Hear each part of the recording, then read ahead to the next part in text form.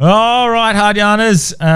Today we were joined by host of the Two Worlds Collide podcast, Sam Bamford. But before we speak about what we spoke about, today's episode is brought to you by alltradescover.com.au.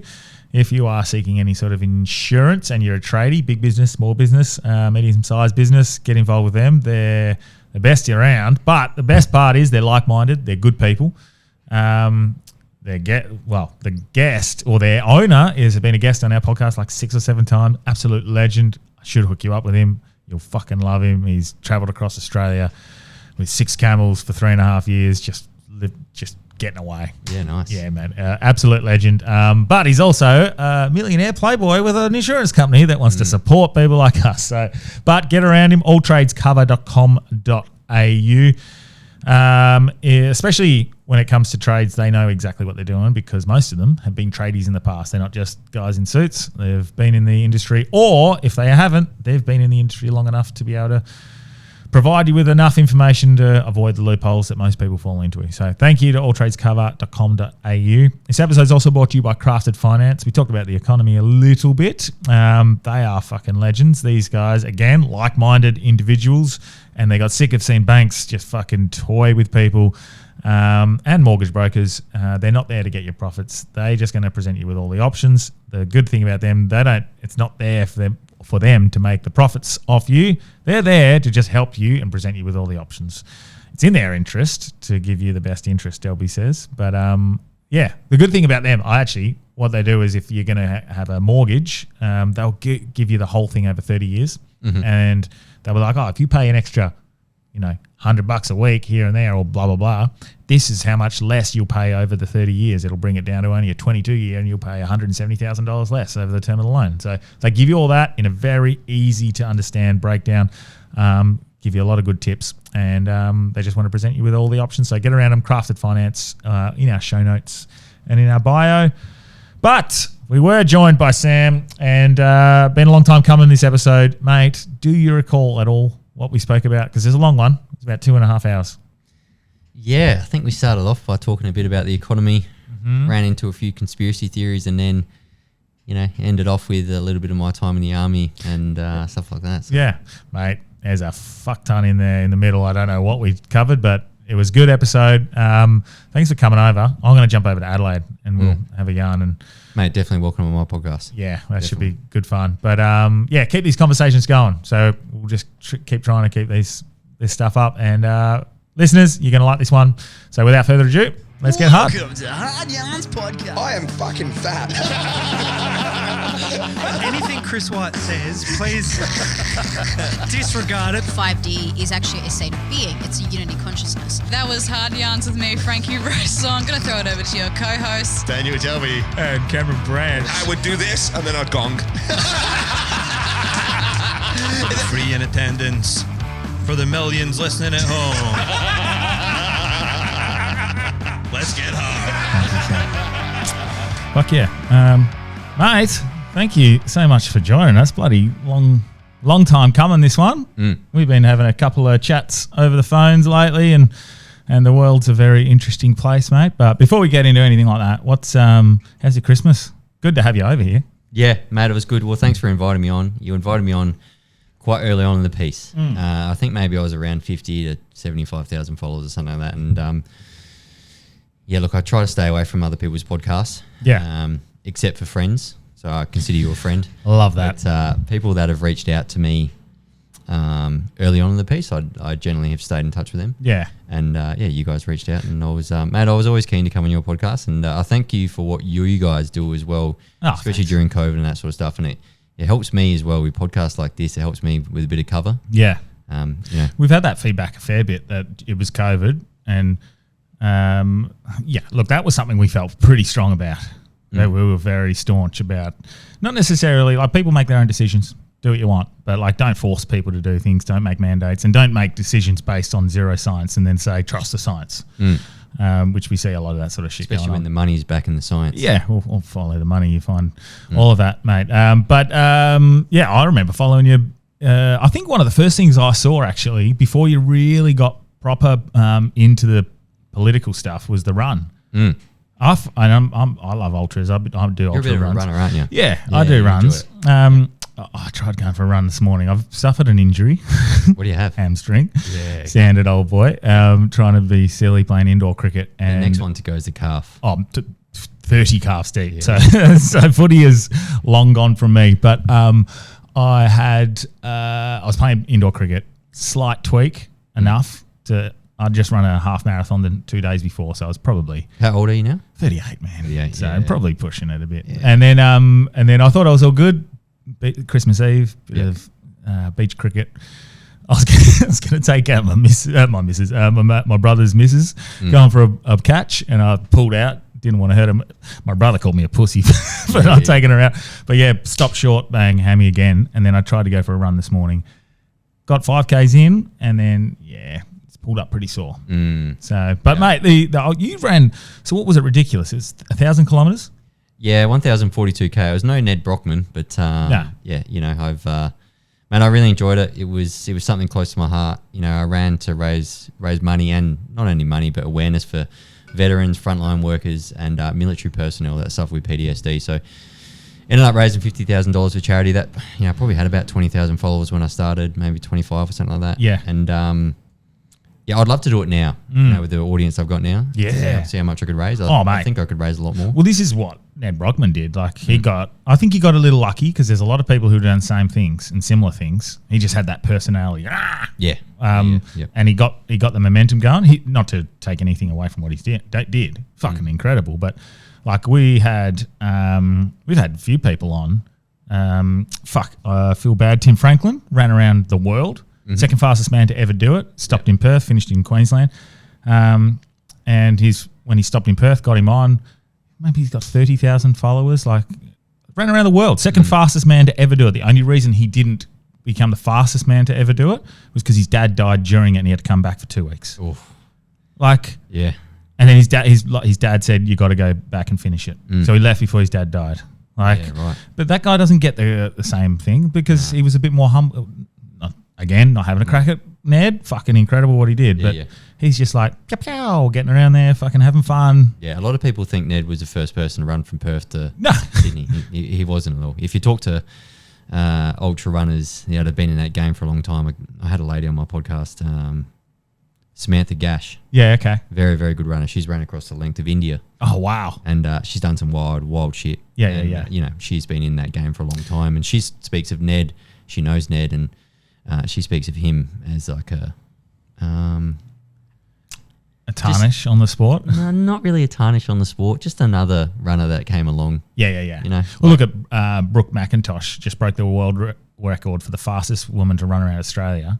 She was running when I was running. Oh, was she? Yes, she Yeah. was. Okay. Cool. Yeah, Yeah. So she, when she left, it took her, I want to say 204 days or something. The quickest before that was 240 days or something. So she broke it by like 40 days. Huge. Then she found out while she's running around Australia that the lady who set the record of 204 did it in like 5 stints. Was like, okay, I'm going to do Western Australia and have like a 2-month break, and then I'm going to go to Adelaide or South Australia. Oh, right. And then she was like, that's not running around Australia. That's running down WA. That's running across South Australia. Yeah. That's running across Victoria. That's very different. So what she did was even more impressive. Fucking insane, man. Yeah. Insane. So, but these people don't get, I guess sometimes it's lucky to get the momentum, get the social media presence. Yeah. So what you could do now with a bit of especially at the moment, a lot of momentum behind you, I think you could do something special. Yeah. It's the only thing is it just takes away so much time. Like training for it is ridiculous. Yeah. Prepping for it is ridiculous. Getting all the logistics work is, ridiculous. Asking my mum to have another month off work is ridiculous. Asking my wife was 32 weeks pregnant, Mate. at the end of it. Yeah. But look, I've always wanted to do another run again, but right now, I've got some pretty important work to do. Upcoming this year, we've got a lot of momentum on some recent stuff that has happened. Accounts like mine is coming up, and how I know that my account goes more mainstream is people like Ned Brockman are openly liking my posts now. Yeah. People like Harry Garside. Yeah. Are openly liking my posts. Yeah. And because probably a year or two ago, or even middle of last year, it seemed a bit risky to like my stuff or share my stuff. Now people that are big personalities like your Ned Brockmans or your Harry Garsides or big cricketers and stuff like big footy players. Yeah. You know, like Isaac Heaney, like to post the other day. So there's a lot of eyes on it now. Yeah. And I think there's a shift via social media. And you can tell, I can just tell with the people that are liking my post now, it's getting more mainstream. It's becoming comfortable now. Yes. And these discussions and topics, they aren't really taboo anymore. Yeah. Because we've been pushing it to the front of people's minds. So, Well, I think for so long, so many people have been silenced or not necessarily suppressed or silenced, which has been happening, but it's that social self-censorship. Self-censorship. Yep. The self-censorship has been there. And now that they're seeing a lot of other people be more open about it, it becomes a bit more infectious. It's like that, you know, be the light, be the change you want to see in the world. It will be infectious to other people. You'll start to broadcast those sorts of things and they'll go, oh, yeah, you're right. What? It's the exact same with, you know, I used to have a great footy coach. Misery loves company. Oh, Right? yeah. So if one person complains, a lot of people are going to complain. But in my case, you know, I like to sort of switch it around. I like to be, you know, like a positive news story. It's not misery, but we are pushing back on the government, and people enjoy that. People want to do that, Yeah. and there is company now with that, you know. And look, there was probably a lot of government corruption back in the 80s and 90s and early 2000s. Yeah. But when that was happening, you know, houses were 4 times earnings. Yeah. No one really complained because we were just like, look, I reckon there's a little bit of government corruption. Our parents were probably like, there's a little bit of government corruption going around, but I can afford a home. Yeah. You know, like I'll probably only have to save for a year or two and then I can get a home. Now it's like houses are 16 times earnings and now the government has a big microscope over them just being like, what are you guys doing? Yeah. What's Anika Wells doing? Yeah, I'm willing to $100K a year? Yeah, I'm willing to ignore all this shit that I see. If I can still at least own a house, live a pleasant life, and do that now, they can't do that. Nah, no one can do that now. That's a very good point. So Does that mean corruption's always been there? Yeah. But now it's just like, hey guys, pull this shit in because we're in a cost of government crisis. We're not in a cost of living crisis. Yeah, you said that a fair bit. I always say that. And It's one of my favourite lines. It's one of those. It's like, yeah, we've been complicit with corruption for so long because we weren't too, I guess, we weren't too disadvantaged. We could play the game ourselves, and then now it seems, specifically like our future generations, like our kids, at this stage, at the rate that we're going, how can they get a house? How can they even attempt to even think about earning enough money to be able to buy a house, invest in anything, make any sort of profits, even get by? Like, it's hard enough for a lot of people. Well, you just got to look back to the debt of the country. So, Yeah. you know, we're at like 1 trillion. We've almost hit a $1 trillion debt, national debt, right? And then if you add the states in there, it's well over 1.4. Yeah. That ain't forecast to go down. That's forecast to go up. Yeah. You know, and I think it's forecast to go up. Our national debt is forecast to go up by 1.3 by 2028. Yeah. You know, like I run a business now, right? Like, and this is the one thing I've noticed over the past few months. It's like now that my things and all my stuff taken off, it's like I got to run a business now. So you know, there's all taxes with that. But I look at it and I go, well, if I'm forecast to lose money, right? I've done all my spreadsheets, I've done all my calculations, and I look at my business and I go, I'm going to lose money over the next 3 years. Don't you think you would make some cuts? Yeah. Instead of just print a whole bunch of money, sell that as government bonds, and then places like China, BlackRock, Vanguard, and State Street buy it all up. Yeah. Then they control our politicians that way. Yeah. It's not really, it's not hard. When you look at it like that, when you explain it to people like that, and you say, well, if you've got a business and your business is forecast to lose money, what's the first thing you do? Yeah. You've got to make some cuts, right? Or you're going to increase productivity. Yeah. And our government's just like, nah, do that. Let's just tax everyone more and we'll flood the place with half the planet so they can pay taxes and we'll increase it like that. Yeah, those sorts of decisions make me feel like sometimes that it's, I've often called it like orchestrated division by design. And it's like we see all of the stupid things that the government's doing. Every day we can see it. Like the normie can see it. And to a point at which we probably reach a point where we're going to be so almost dejected. There's like, we can't stop anything. That's what it feels like. Yeah. I can't help but feel that this isn't by accident and it feels orchestrated. Or it can't be incompetence, can it? Can it be incompetence? I think you just got to ask yourself the question of what's happening in other countries like Europe, Canada. It was the US until Trump sort of turned things around. So why are all these countries doing the same thing at the same time? And it's all Western countries, and it's all mostly Anglo-Celtic. Let's call it what it is: white-based countries. And like, I don't want to start a race war here, and I don't want to be racist, and I don't want to bring anything out of like, hey, these white countries are doing this. But let's just look at it for what it is. First world countries, mostly in Europe, Canada, and Australia and New Zealand, are all being flooded with mass immigration. We've all printed massive amounts of debt. And why is it happening at the same time? Yeah, well, look, COVID came through.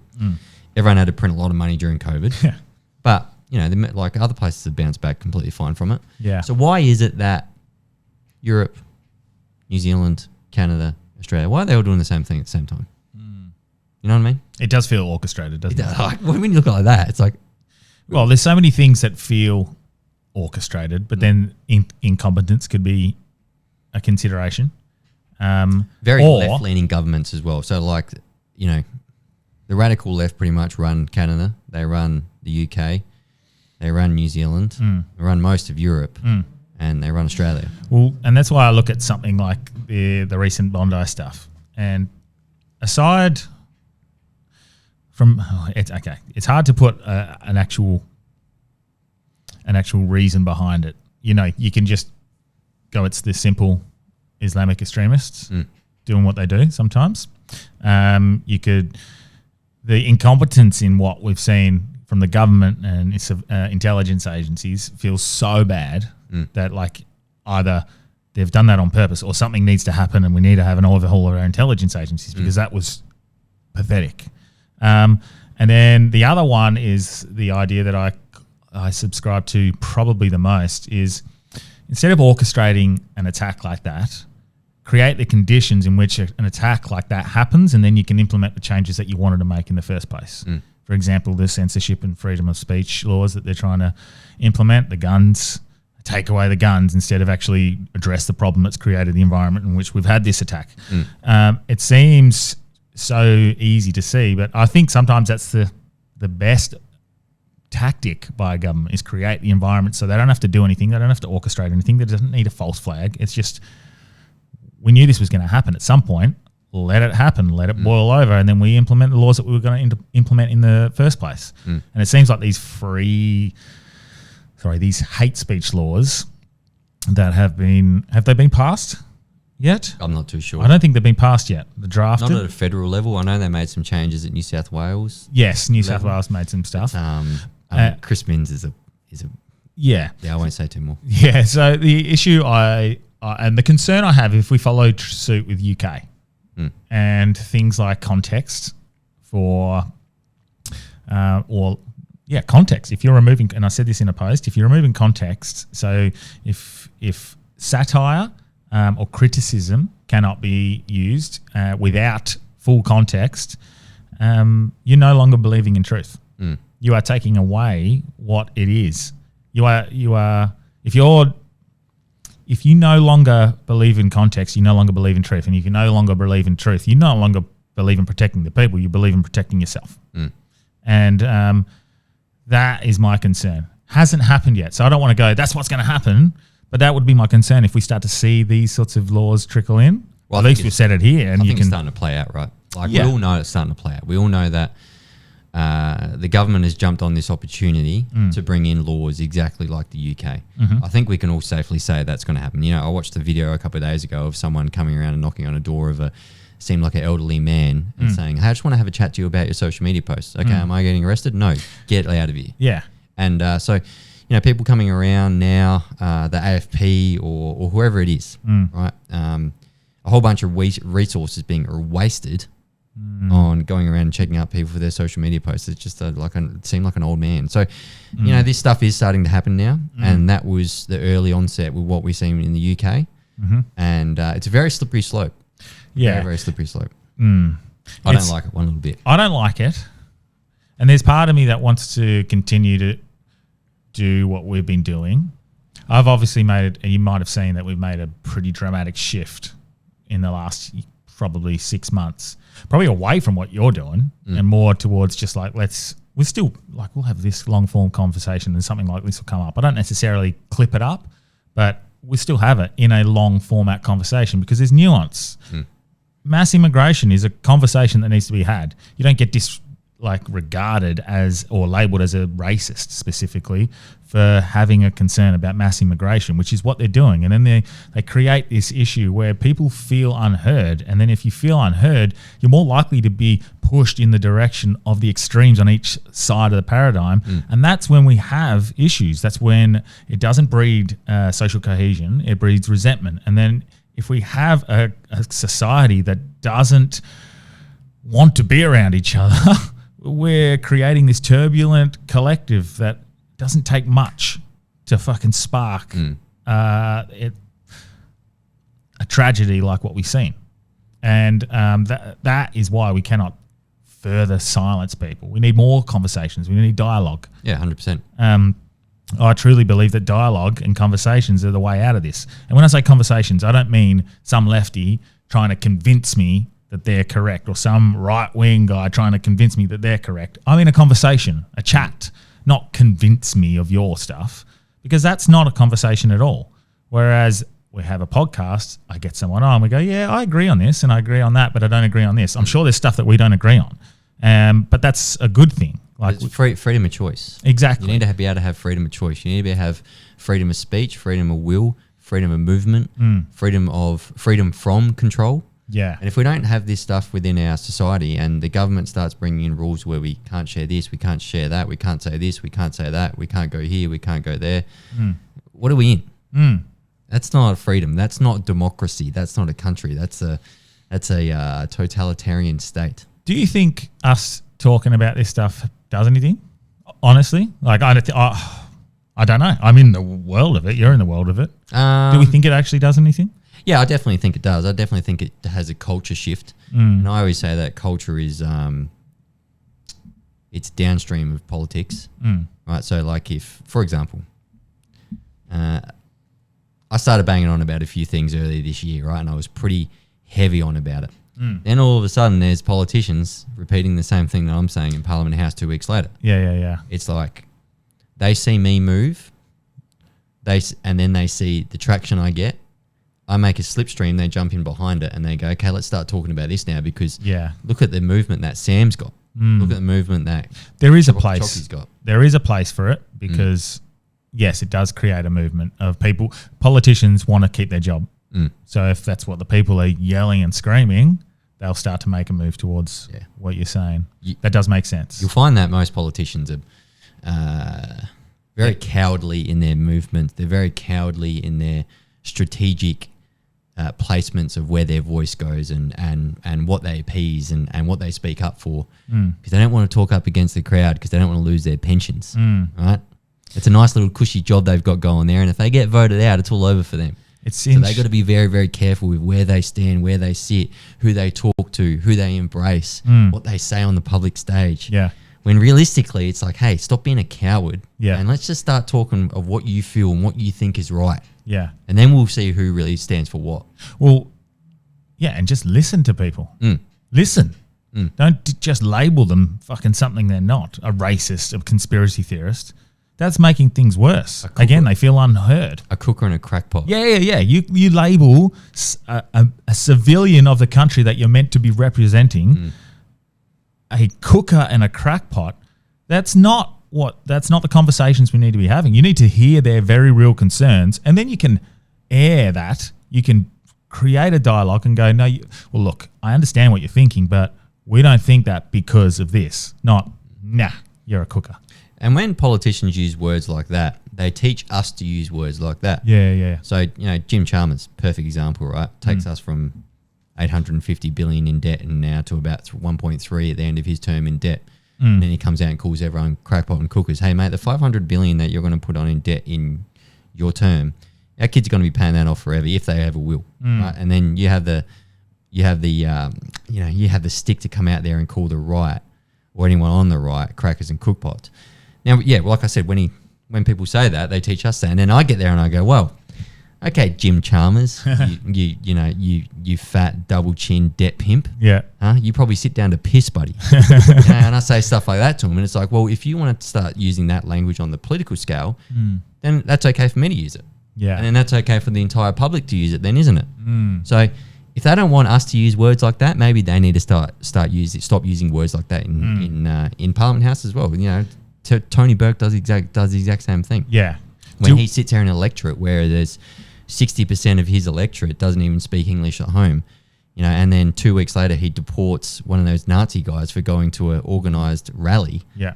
And then he won't deport a Afghan immigrant that sexually assaults a 15-year-old girl, but he can't do it because his electorate won't allow him because he will lose votes from it. It's all, mate, when you look into this stuff on such a level where you understand who controls these politicians and what they need to pander to make sure they get their next election, you're like, oh, now it makes sense. Yeah. It all makes sense now. That's why they say that. Do you think we could be stronger in regards to don't let assholes make us the asshole? So if we still respond with, look, I'm not going to be an asshole to you, like what you've said there, and just point out, I think maybe that's better. I don't know if maybe sometimes we need to fight fire with fire. Maybe like people will go, oh, stop fucking preaching peace and love and all that shit. And I get it because we can't be walked all over. But also I don't want to make some asshole make me an asshole, if that makes sense. Just because someone's being an asshole to me, it doesn't change who I am on the inside. I don't know. Yeah, I guess the world that I've been brought up in is the military world. I've only ever really, I don't know, and this is probably getting a bit deep. I've only really felt true happiness when I've had something to fight for. Yeah. When I've had something to push for. And I wouldn't say being in conflict, but I would say, having to struggle and having to fight for something, that's when I've been my happiest in my life. Isn't that interesting? Because I've been having this conversation lately. Similarly, very different, but similarly in regards to just comedy, okay? And I know that sounds... Comedy is a tough gig, man. Yeah, stand-up comedy. I'm pretty sure in wartime is... But this concept of the authority that we have to push against, that you're talking about, to fight against, something to fight against, to push, is the same as a joke. Without that line to cross, there's kind of not anything that's funny. It's like the class clown in class, Wolfie came on and said this the other day. The teacher goes out of the class, the kid blowing farts in their arms isn't funny anymore. But because they're doing it when the teacher's there saying stop doing it, it becomes funny. Is it the same with like what we're doing socially commentating? If everything was good, what do we have? Like, does that give us a lack of purpose? Is our purpose and passion and drive only run by the fact that there is an authority oppressing us? And if there wasn't, we wouldn't have that passion anymore. I don't know. Like, are we perpetually pushing the same? Are we unadvertently doing their will? If that makes sense, I don't know. Yeah, tough. Do we want authority? Or do we crave it secretly? No, I don't crave authority at all. I like to lean away from it. I like to, everyone's got to have their free will, freedom of choice. Yeah. Too much authority is very dangerous. And then also, on the other hand, there's a happy medium. You can't just let murderers go around and murdering anyone without throwing them in prison. Exactly. But that's that. And obviously, I don't know if I worded that correctly, but it's not like I think authority is a good thing. But do we, like in a paradoxical way, we love the fact that we get to call this stuff out, but we wouldn't be able to do that if they weren't doing it. Well, if we lived in a happy world, I would gladly go back to running myself to death every day and having an internal battle with myself.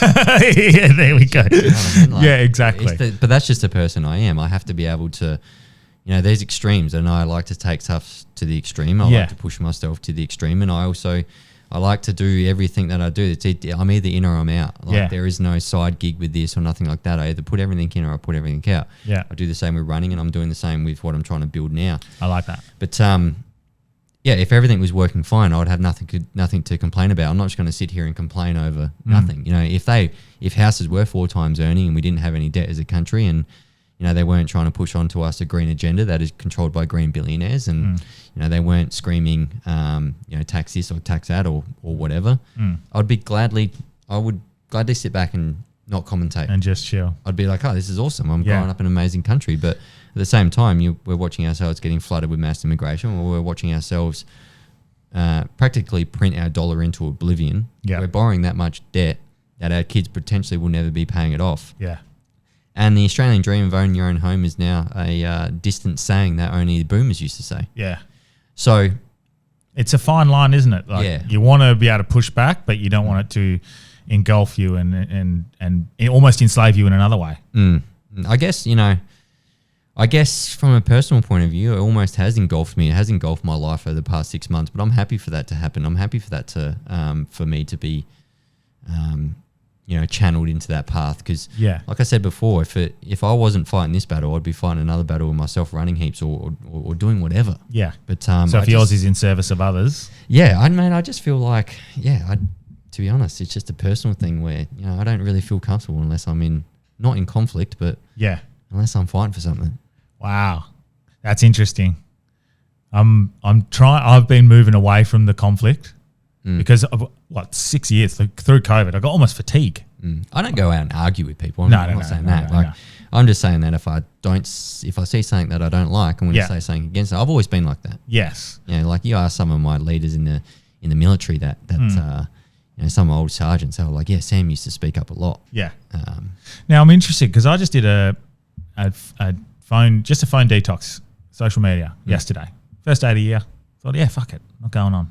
Gonna do it once a week for the whole, hopefully forever, but at least one day a week. Just gonna go, no social media, it's off, going away. I didn't realize how much time I had. Fuck, man. It's like growing up in the 90s, right? Oh, mate. I was one day, man. One day. And what I realized was it wasn't even it was just a normal day where you have your free time and you go, right, okay, well, in 2 or 3 hours and I've done that, and that, what am I going to do?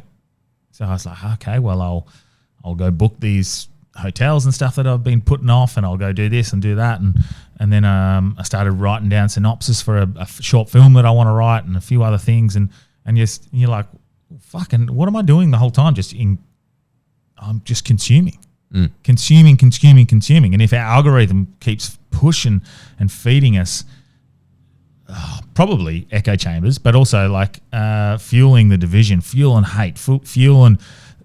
We see these stupid things that they're doing. I just start to get angry and I start to get frustrated and almost helpless, because no matter what we do when we point it out, nothing gets done. It still goes the way they want to do. Look at the petition that happened in the UK, where how many million people signed that petition. They didn't want the digital ID and whatnot to come in. Bang, they're still doing it. They don't listen. So when I just rid myself of that for one day, not only did I feel like, nothing happens, nothing exists. It's like when you're on holiday, it's like, oh, well, I don't know what's happening in the world. It feels fucking good. It does.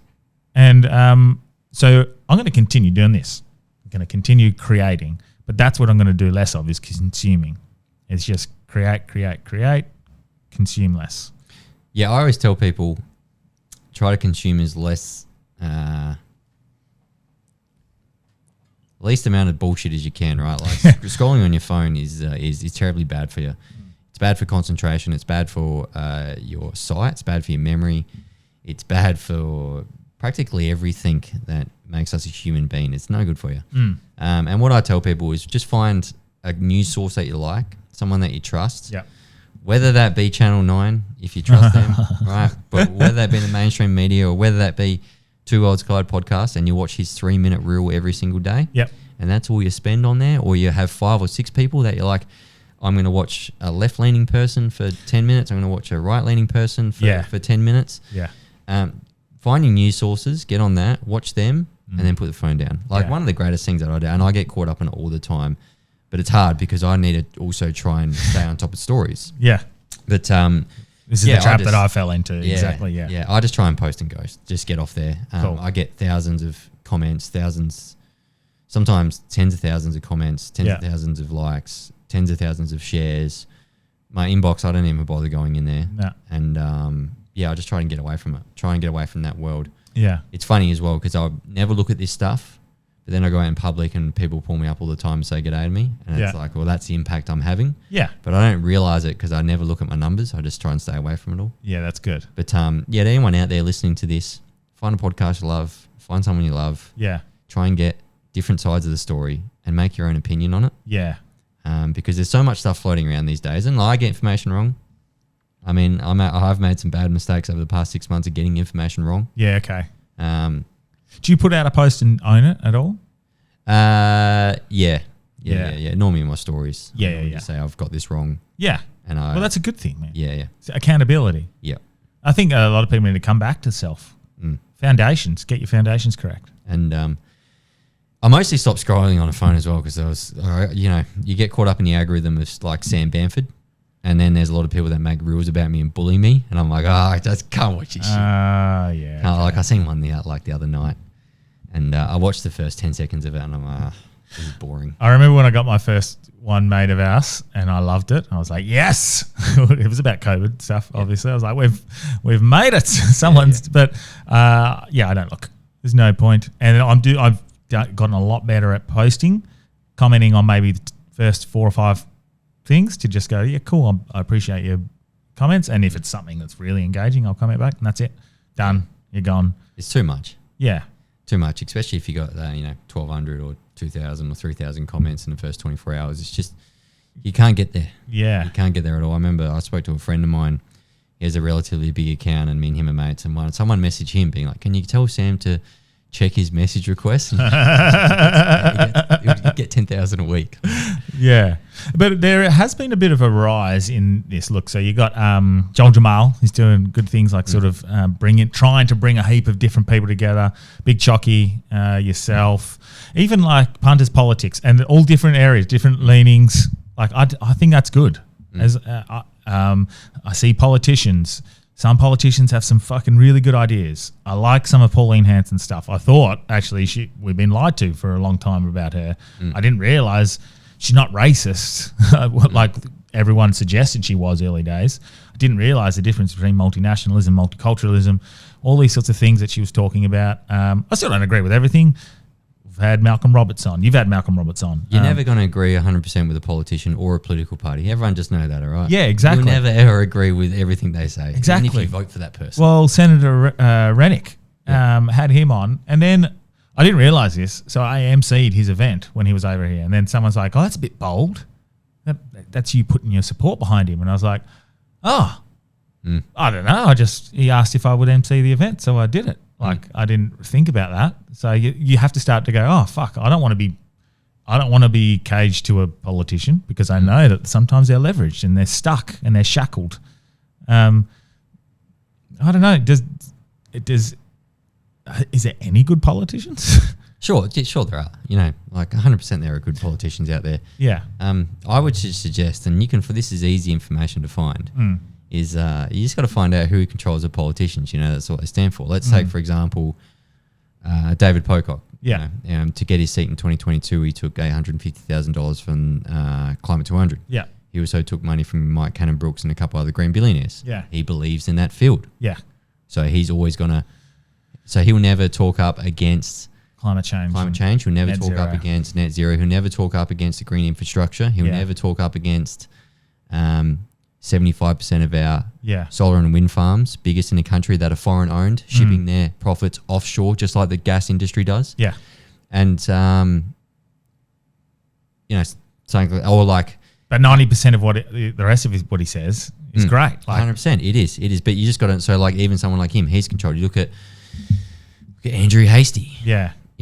He's closely aligned with AJAC lobbying. Yeah. So he's going to be pro-Israel. You look at someone like Penny Wong. She's closely aligned with Palestine. She's going to talk up for them. You look at any of the Teal chicks. Yeah. They're all funded by Climate 200.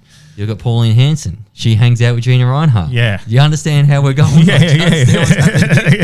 Everyone is bought. They're all bought and paid for in some sense. And look, I love Andrew Hastie. Fantastic guy. Gerard Rennick. Fantastic guy.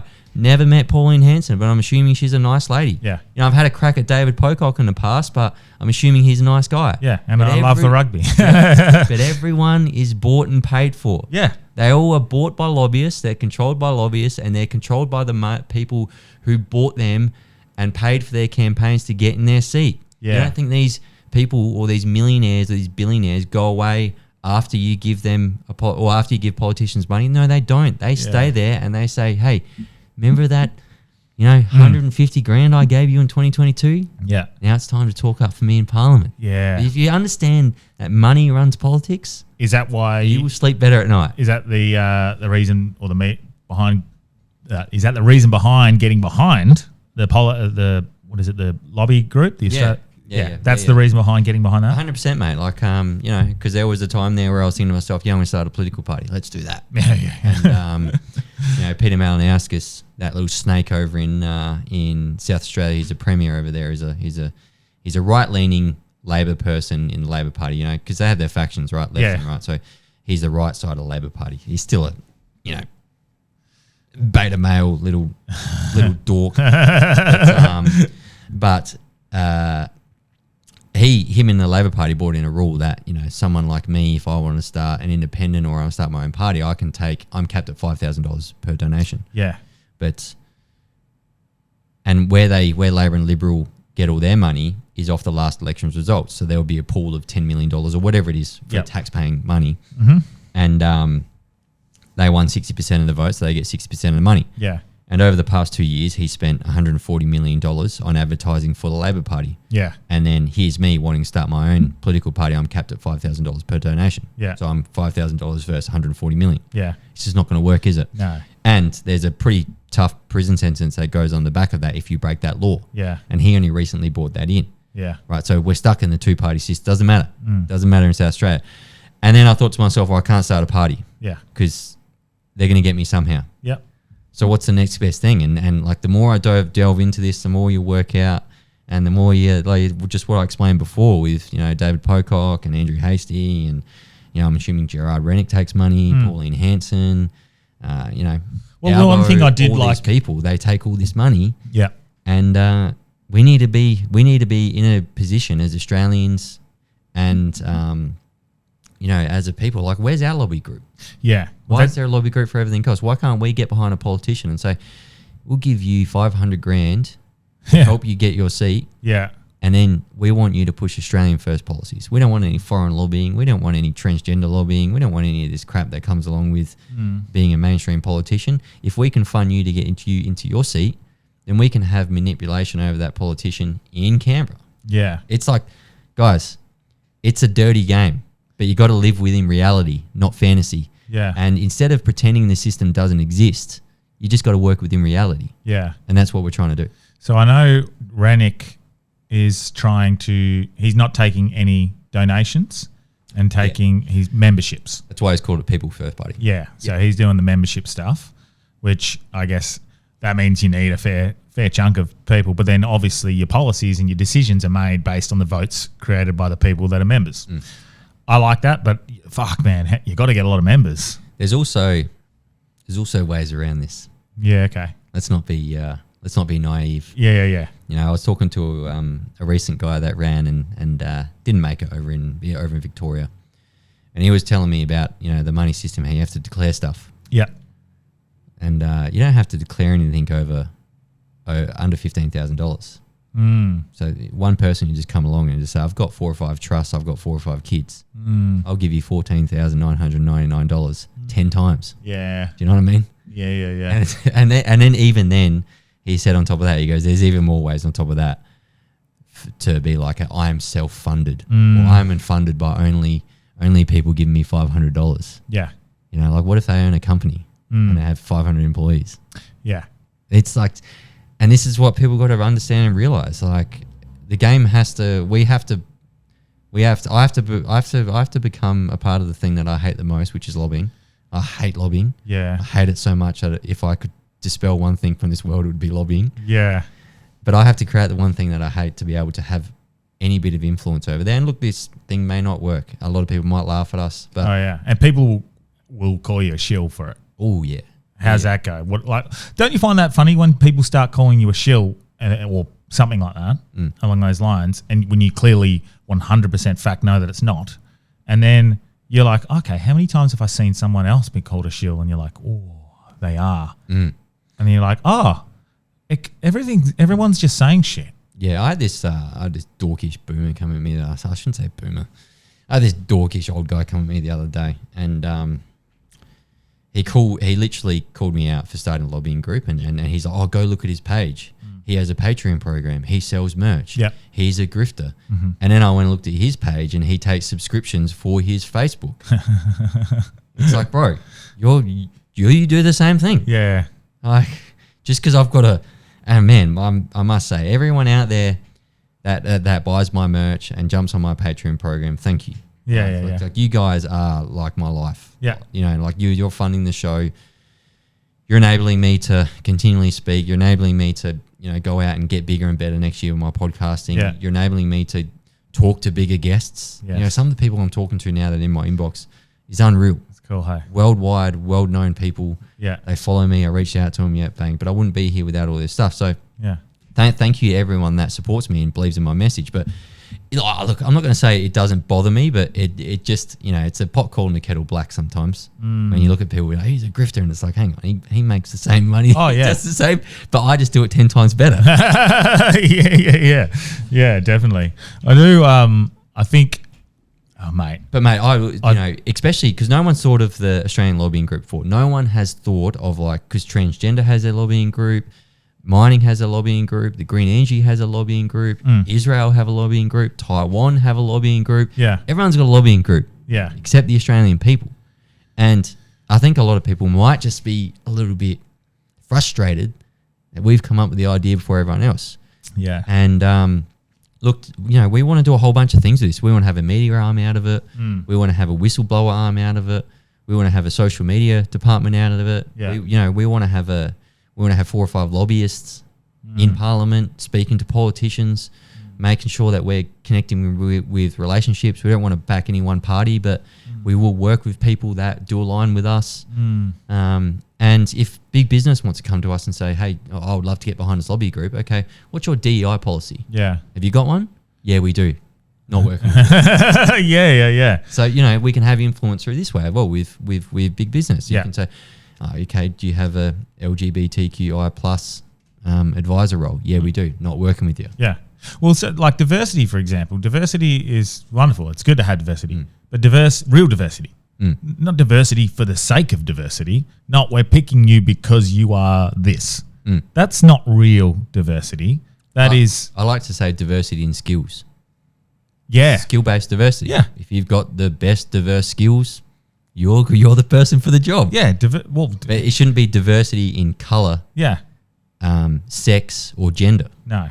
Well, then you're creating, you're using, that means everything is your identity. You're creating divide. Yes. You're creating divide within the people, within the workforce, within the community. Well, the one thing I want to teach my daughter and my son that will be born this year.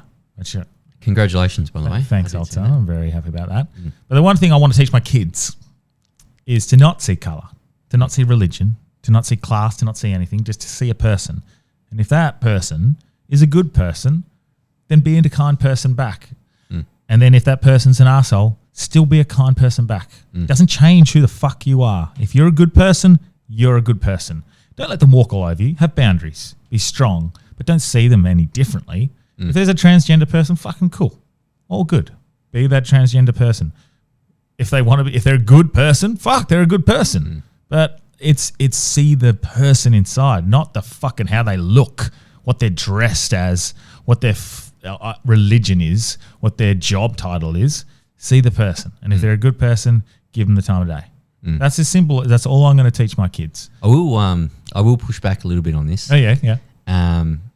Completely understand what you're saying, but when we get to stuff like transgender, right? Like, as a society, I think it's dangerous. I think it's dangerous that my little girl potentially will be sharing a toilet facility with a I agree. human male. Yeah.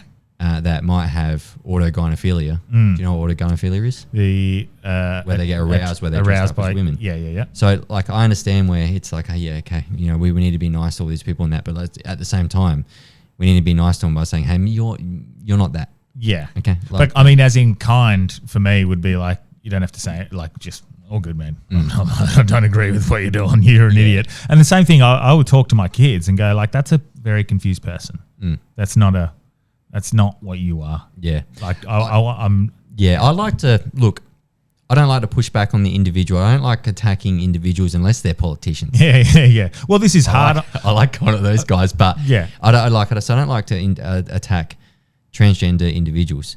But what I will say is then when they bring in transgender laws, which then puts my wife and my daughter and hopefully my future daughters at risk. Yeah. That's when I'll push back. So stuff like laws. So I guess we sort of coming back, we sort of do agree. You can see someone and if they're a nice person, you can be nice back to them. But it's the laws sitting behind that. Yeah, so that's what we need to push back on. Hard on systems, soft on people. That's what a good friend of mine, Chloe Geddes, has come on a few times, speak about vaccines and COVID and whatnot quite a bit. And you can't get angry at the people for being victims. Are you unvaccinated? I am unvaccinated. I stayed strong. Yes. And you mean as in COVID? COVID, yeah. Stayed strong. I'm assuming I got vaccinated when I was a kid. I've never really asked my parents. To be fair. Is that one of the proudest moments of your life? Staying unvaccinated? Oh, mate. During a time where everyone were telling you that you were dangerous to society. Yeah, it was a pretty interesting time. I don't know. What did you do? Unvaccinated. Yeah, cool. Yeah, so I was very for the vaccine. Yeah, okay. And my wife, very, very base lady. Okay. Right. It's the old saying goes is you can judge a man by the wife that stands behind him. Yeah. You know what I mean? Because she's got influence as well. Yep. And it's true. Yeah. My wife actually opened my eyes. She's like, Sam, you got to check this shit out. Yeah. Wow. Watch this Joe Rogan podcast. I watched it. I'm like, and then all of a sudden, I can't remember the premier of South Australia, but he came out and they started making rules like, you're not allowed to do this unless you have this. I'm like, now it's an authority thing. Yeah. I'm like, and I'm bad with authority. Yeah. Screw you. There you go. Perfect. Yeah. No, mate. Well, for me, it felt. Look, I'm not going to lie. Very challenging.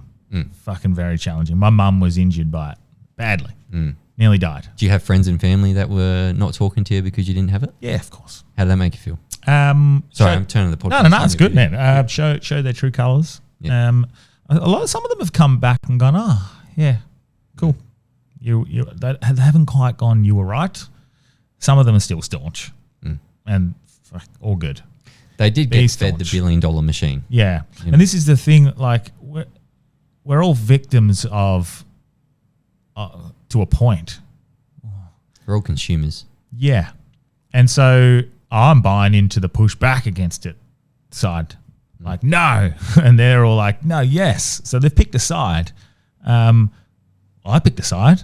And again, I talk about orchestrated division. This is just pushing us away from each other. If we had conversations, we'd realize we've got so much more in common than we realize. And I think that was another part of it. I think as much as I'm very proud of the fact that I stood strong and I didn't waver, I didn't lose my morals. I also understand that probably being vocal against it was part of the design. It just was so. It was such a time that was so absurd that you cannot look at that now with any common sense and say that it wasn't orchestrated to shift money to maybe sicken some people and who was in control? What government was in control when all this happened? Well, yeah, the Liberals. Yeah, so it doesn't matter. Like they had worse laws. Well, the net zero policy was drafted by Liberals. Yeah. So it again doesn't matter. Mass immigration started under the Liberals. Like if you look back at Morrison and you take out COVID, he was averaging 691 people a day into the country. We're now at 1,500, but I consider mass immigration anything over 50 people a day. Yeah. Like, I mean, that's what I consider it as. Like, I think mass immigration from, back in the day, when we hit over 100,000, that was mass immigration. Yeah. And we hit that in the early 2000s or maybe mid 2000s or something like that. So why wouldn't an Albanese, when said, "Oh, we're concerned about mass immigration," why wouldn't he say, "Okay, I see your concerns. This is why we believe they're incorrect." Because it's easier to divide people by calling them a racist, and then you start to Isn't get it? the argument, and the left say they're just rcists, and then the right say, "Well, hold on, I'm just speaking the truth." Yeah. But what does that do? Yeah, we all know. Yeah. And if That's you're not easy. pointing the finger, if you're pointing the finger at each other, you're not pointing the finger at the people at the Yeah, top they're just creating orchestrating the divide. division. Yeah. That was one of the biggest things with the Bondi shooting, right? Because I know, I don't want to sound arrogant, but I know the power of my voice. I know the power of what I can say. I know the power of what I put out there. People can respond in a certain way. And I just thought to myself, because I had a lot of people that were putting up reels all night or the next day. And I just went, I'm just going to wait until my 4 p.m. reel. I'm going to sit on this. I'm going to digest it. I ended up just going down and screaming at Yeah. Well, for like 3 days straight. Yeah. And because the incompetencies were there. yeah. But in the very first reel, I said, we don't need calm.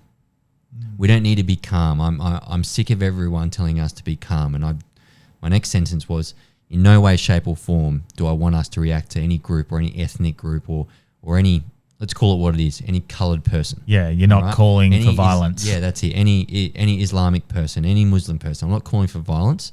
What I am saying is turn your attention to these morons at Canberra and put your attention to them because they caused this. Yeah.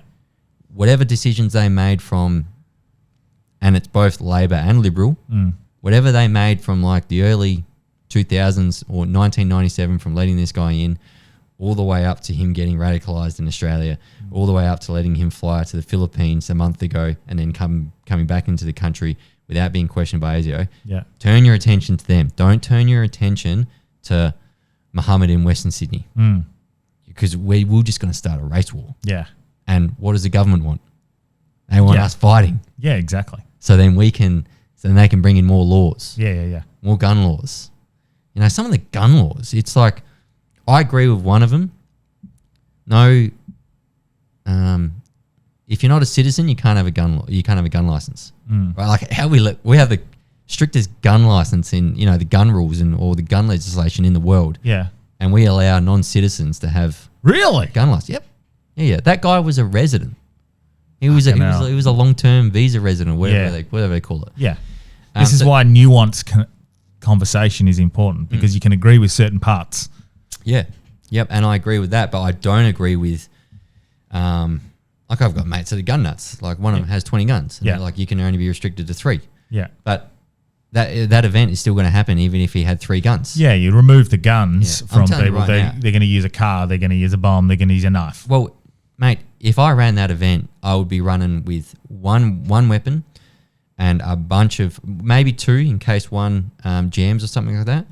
But like, you're not bringing 20 weapons with you, right? Yeah, Like, yeah, yeah. So that doesn't matter. And then the next one, they're trying to ban.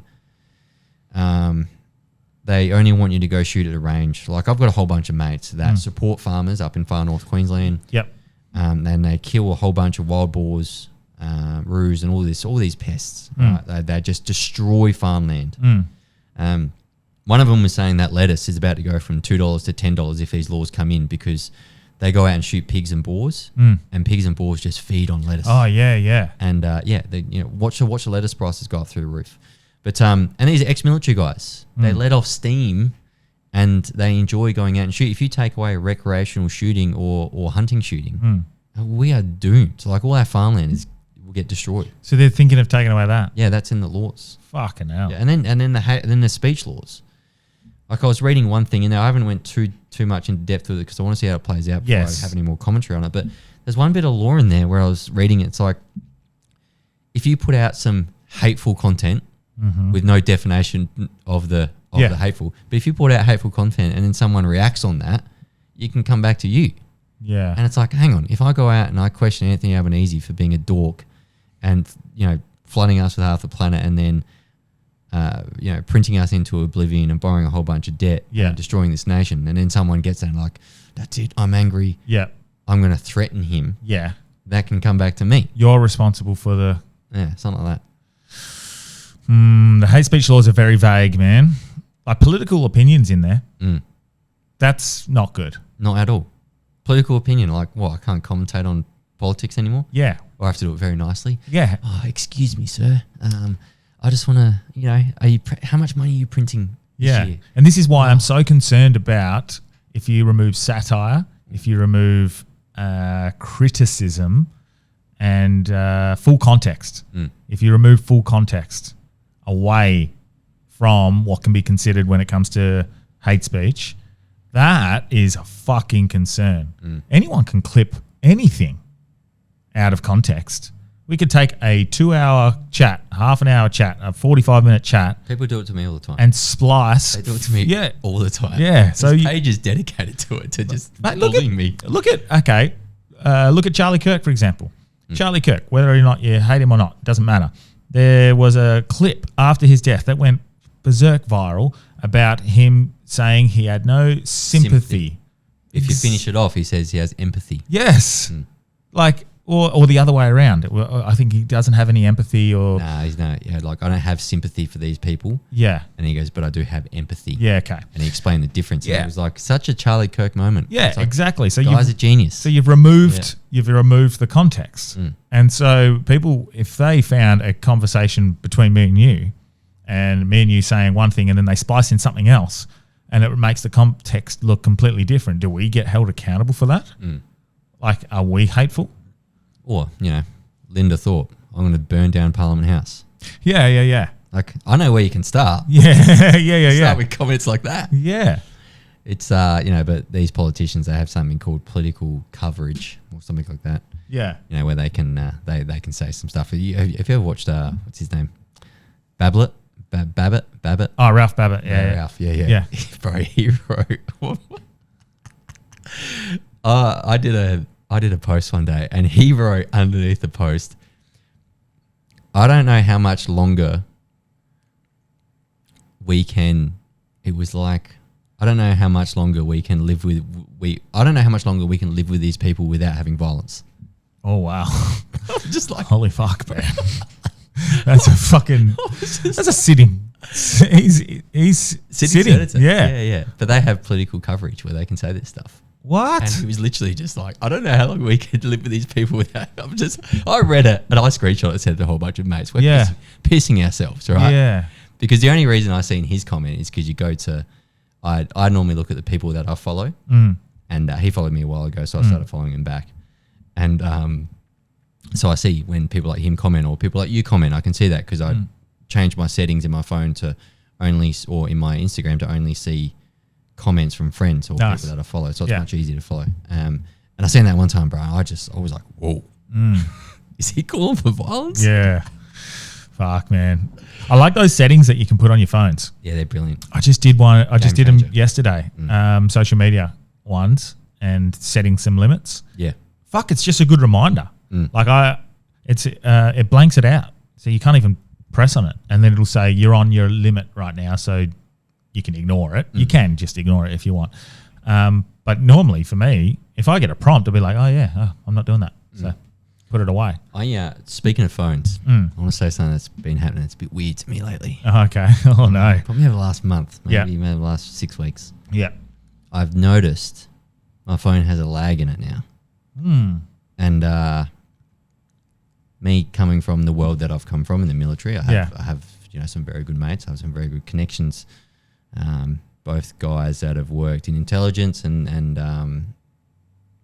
they know this stuff, right? Like ex-special forces guys, ex-guys that have been in intelligence, stuff like that. Anyway, I'm blabbering on. But they said that's a sure sign sometimes of when the government is tapping your phone. Okay. So like I'll have a conversation with someone and I notice now there's a half a second lag. And for some reason, I went from having clean conversations with people to now having conversations where you're interrupting people because there's a lag. It's like having a conversation with someone overseas. Interesting. And one of my mates said that's potentially an AI recorder they've got on. So what's happening is the government is recording all your conversations. It's AI recorder and there's that lag in there because it's doing that. I'm not going to call you anymore. Fucking hell. Yeah. It's one of these things now. Whenever I have someone call me, I just say, just be aware that whatever you say here could potentially be being getting monitored. One of my mates was hilarious at it. He's like, is that real? I'm like, mate, it could be. He goes, all right, awesome. Oi, listen here, you pricks. Listen here. If you are recording this, there are actual bad guys out there that are dealing drugs, smuggling people into the country, and pedophiles. How about you go look at them? Like, mate, there's tactics that they use all the time, and that's why wouldn't they do it? Yeah, they're just waiting for they're waiting for someone like me or Chocky to slip up. Well, this is the thing. Like, people are getting bigger and bigger influence, and this is probably why they want to put more hate speech laws in, so then they can shut down those sorts of platforms. No one's pushed back on the government before as well. Yeah, no one's pushed this hard back on the government. No one's called out these politicians like we. Not in Australia, no. Nah, I mean, let's take Punter's Politics. Yeah. Smart kid, understands social media, is very likable. I've had a few phone conversations with him. Nice guy. We probably differ a bit in our political views. But that's okay. And someone like him, he comes out and he does it in a bit of a comedy way. Yes. Feel good way. Makes people laugh and makes people go, oh yeah. That's not bad. And satire. Draws people in. It's good. And then you got someone like me coming out and just being like, screw you, Anthony Albanese, you piece of shit. You scumbag. You absolute terrible whatever I say. And it's like these people are watching this and they're going, oh, Jesus. Yeah. And then how does that go with what we're talking about with hate speech? Yeah. Okay, well, a nation is turning on Anthony Albanese because some guy's sitting in his back room loading a reel up every day for 3 minutes. So it's like, how do they go? What lengths are they going to go at? And that's when a mate explained it to me like that, and he goes, that you're more than likely they're definitely have got eyes on you and everything that you're doing. Does that frighten you a little bit? No, because I'm not doing anything wrong. Yeah. No, I'm not. I mean, like, well, I've often said, because Delby gets scared, and Delby's like, I'm like, well, fuck, really? What would happen? And any news is probably going to escalate the success. Well, that's the reach. Well. At the end of the day, it's what would happen if they did come after me? What would happen if they did try and really throw me in prison? I mean, what would be the roll and effect from that? I don't know. Like, you feel like there would be a lot of people who would revolt and protest. Maybe. Or maybe they'll just go back to their normal life like they did in COVID. Maybe. But this is the thing now. This is the world that we're living in. We're in uncharted territories, especially on a Australian political landscape. We've never had this before. We've never had this divide. We've never had this pushback from one side because we went so far left. We were sort of centre leaning in our stuff back in 2014, and I like to think that's when everything changed when I was leaving the military. And since then, they've done a slow drip on us, right? Like Julie Gillard changed the definition of what a female is or something like that. Yep. And no one really pushed back on it. And some weird things have been happening. Kids are being getting indoctrinated. Green energy is coming along. Climate change is real. Mass immigration is good. Yeah. And now we've hit a point where that's it. Screw this. Yeah. And there's been a few big personalities come back, and I'm not one to slowly drip feed it back in. I mean, I have the last 6 months, but now I'm like, that's it. Yeah. Gloves are off. Let's go. So there's such a massive pushback now. Well, the left went so far left. It went so far left that anyone in the centre appeared on the right. Well, not only appeared on the right, appeared on the far right. Yeah, exactly. So. Yeah, definitely. I think Sal Grover, she pushed back against the definitions of a woman. She getting sued for it. Yeah. And she's one of the first big cases to push against it. I'm not certain of the results of that or if that has finished up. No, it hasn't. It's still going. Okay. Keep a close eye on it. Yeah. No. I would love to comment on it, but if you comment on open court hearings, expose yourself to risk. Yeah, she had to be very cautious of what she could and couldn't say on that podcast. I do recall that. But it is one of those things where the left has gone so far left that to say anything that is against the government makes you appear that you're on the right. But that doesn't necessarily mean you are a right wing. It could just be common sense. Like, I do love what Chocky does. He doesn't give a fuck anymore. You're quite still succinct in what you're saying. Chocky's like, oh, look at this fucking dickhead. Fucking have a look. And here he goes next. And I love it as well. It's appealing to what people's really feeling. What you're saying appeals to what people are really feeling. I've made a conscious move against that to be like, all right, I'm going to go right here in the middle and just go, right, this is wrong. And just be right here, calm, and try to do that. It doesn't go as viral, it doesn't go as big, but that's what I'm just sticking with it because that's what I want to do. It might not be your personality as well. Like you got to have a personality like that. No, I'm fucking really be able to put yourself out. I would. I'm sure you have invited Chocky on your podcast. Oh, I haven't because he's over east, but I have spoken to him a couple of times. So you'll see a different person if you sit with him for a long form discussion. Yeah, you'll see someone that's very gentle. Yeah, very kind, very loving. Yeah, I definitely feel that from him as well. Like, I spent a day with him, and like the guy's got a heart of gold. Yeah. People might think that he's that big blabbering idiot that just yells at his phone every couple of hours and uploads it. I mean, like, dude, if you get him on your podcast, you spend a day with him. Yeah, you have lunch with him. It's just a kind man. Again, soul. This is the damage that social media is causing to a lot of people. They create this character in their own story of that person. Like, this is what that person is, and if that's the good guy or the bad guy, they've created a character around you, Big Chocky, around anyone in that sort of space, in your personal life. Well, that's the risk of putting yourself out there, right? Yes. Especially putting yourself out there with 3-minute reels. Yeah. I find that, and I'm not complaining about it. Don't care. Yeah. Because this is the world you live in. That's it. Like everyone has judged me on my social media profile, and that's what they see. I remember having this discussion with Andrew Hasty. You know, when he first came on my podcast, it's like, you become that sort of public figure, and everyone thinks they know who you are, and they judge you on that public figure. Yeah. But like, you get to know me. Yeah. Like, you'll probably think that, there's a few policies where I'll probably lean left on. Like, do I want to tax big business? Hell yeah, I do. Yeah. Hey, that's not a right-leaning policy. Do you know what I mean? Like, am I? But isn't that a good thing that you're not like shackled? You're not. You haven't picked a side. You're just going, this is what makes sense to me. Yeah. I mean, if people think that I've picked a side in this politics game, go back and watch one of my reels where I called out foreign lobbying, in particular AJAC Israel lobbying to the Liberal government. Go back and watch that. Then you might think to yourself, yes, Jesus. Yeah. Sam calls out some stuff, doesn't he? He doesn't care which side it affects. Yeah. Well, that's, I think... I wouldn't have mentioned that Gina Reinhardt's connections to Pauline Hanson if I was on her side. Because, like, the massive connections there. Yeah. So it's hard. I think I had Basil Zemplis on, who's the opposition leader here, and he did a lot of political speak, and they're struggling a bit, aren't they? Yeah. It was over here. They're about to deregister. Yeah, they're so bad. He's doing some incredible things. I still don't like Liberals. He's a commentator, isn't he? Yeah, he's a footy commentator. So he's but got the gift of the gab. Yeah, exactly. Yeah. And he definitely did the political speak here. And I'll probably let him get away with it. Something I want to get better at as a host. But also, I kind of just want to have chats. I don't necessarily want to have a chat about what that person does, if that makes sense. So What's I Not came on the other day. Big, international, one of the biggest DJs in the world. I have no idea who that is. Yeah. I don't listen to his music too much. I know who he is, and I listen to a bit of it. But we had a great chat. We didn't talk too much about music.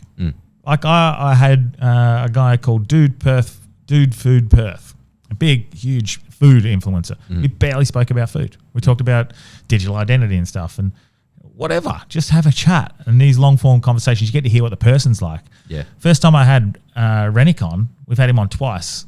And probably, again, same sort of thing. Both times it's very political. I want to know what he's like as a fucking dad. I want to know what Sam's like as a dad. What does he want for his kids going forward? It's like... Sorry to interrupt. No. It's like the Joe Rogan thing. Yeah. Right? Like, he invited Donald Trump on. Yeah. Donald Trump told some pretty cool stories. Yeah. They didn't really talk about politics too much. Yeah. Then he said to Kamala Harris, you're welcome to come on the podcast. I mean, we can talk about shit. We can talk about anything. Yeah. I don't care. Like, we don't have to talk about politics. I just want to get to know you as a person. As a person, yeah. And I mean, yeah, I enjoy doing the same thing. I enjoy having people on because I do want to go down that Joe Rogan sort of thing, and I want to have the type of guests on where they've already told their story, thousands of times, and it's like, hey, tell me your life story. Yeah. Like, all right, this guy's that famous. Yeah. I want to hear your views on this. I want to hear your views on that. I want to hear what do you think of this incident, Exactly. or like how would you react to this? Well, so I'm very much in a similar sort of boat. I think it's interesting as well, and I think especially what I'm seeing with some of the guests I'm lining up, is that these people a year ago would never have come on a podcast like mine. Yeah. But there's been a bit of a shift in society and culturally. For it's okay now for people to come on my podcast. Oh, the pendulum's certainly swung. Yeah, because I have a few big people coming on in January. Can't wait. It's going to be amazing. And they actually said, there's a YouTuber up in Queensland. He's got like 3 million followers, and he's like, I watch your stuff. I love your stuff. I've started openly liking it the past couple of weeks. And when you reached out, I actually thought to myself, because he turns down podcasts all the time, and he goes, I actually want people to come on. I want people to hear what I have to say politically. I think it's time. Yeah. And there's a couple of people like that I've spoken to. So it's good. You can hear the pendulum swinging. But yeah, mate, life story podcast. I mean, I get a bit bored of them now. No, well, unless they're military mates. Yeah. If military mates wants to come on my podcast and talk about stuff over in Afghan. I mean, wants to dive into PTSD and wants to dive into how his healing journey has gone. Yeah, love that stuff. Well, having chats about anything, like we've got a guy coming on to talk about solar energy, and he's a consultant. He's got a solar energy business, but fully understands that solar energy is, to a point, a fraud. It's not been set up correctly. Like even the bidirectional transformers that could have been set up fucking years ago. So the stuff that houses are creating can be sent back to the grid and stored in a battery. That could have been set up years ago. And it's like that's been set up flawed almost by incompetence or by design. I don't know. Maybe if it's by design, that's to raise cost of living. Cost of electricity. And solar on house, I think. Solar domestically. Yeah. Because then you own it.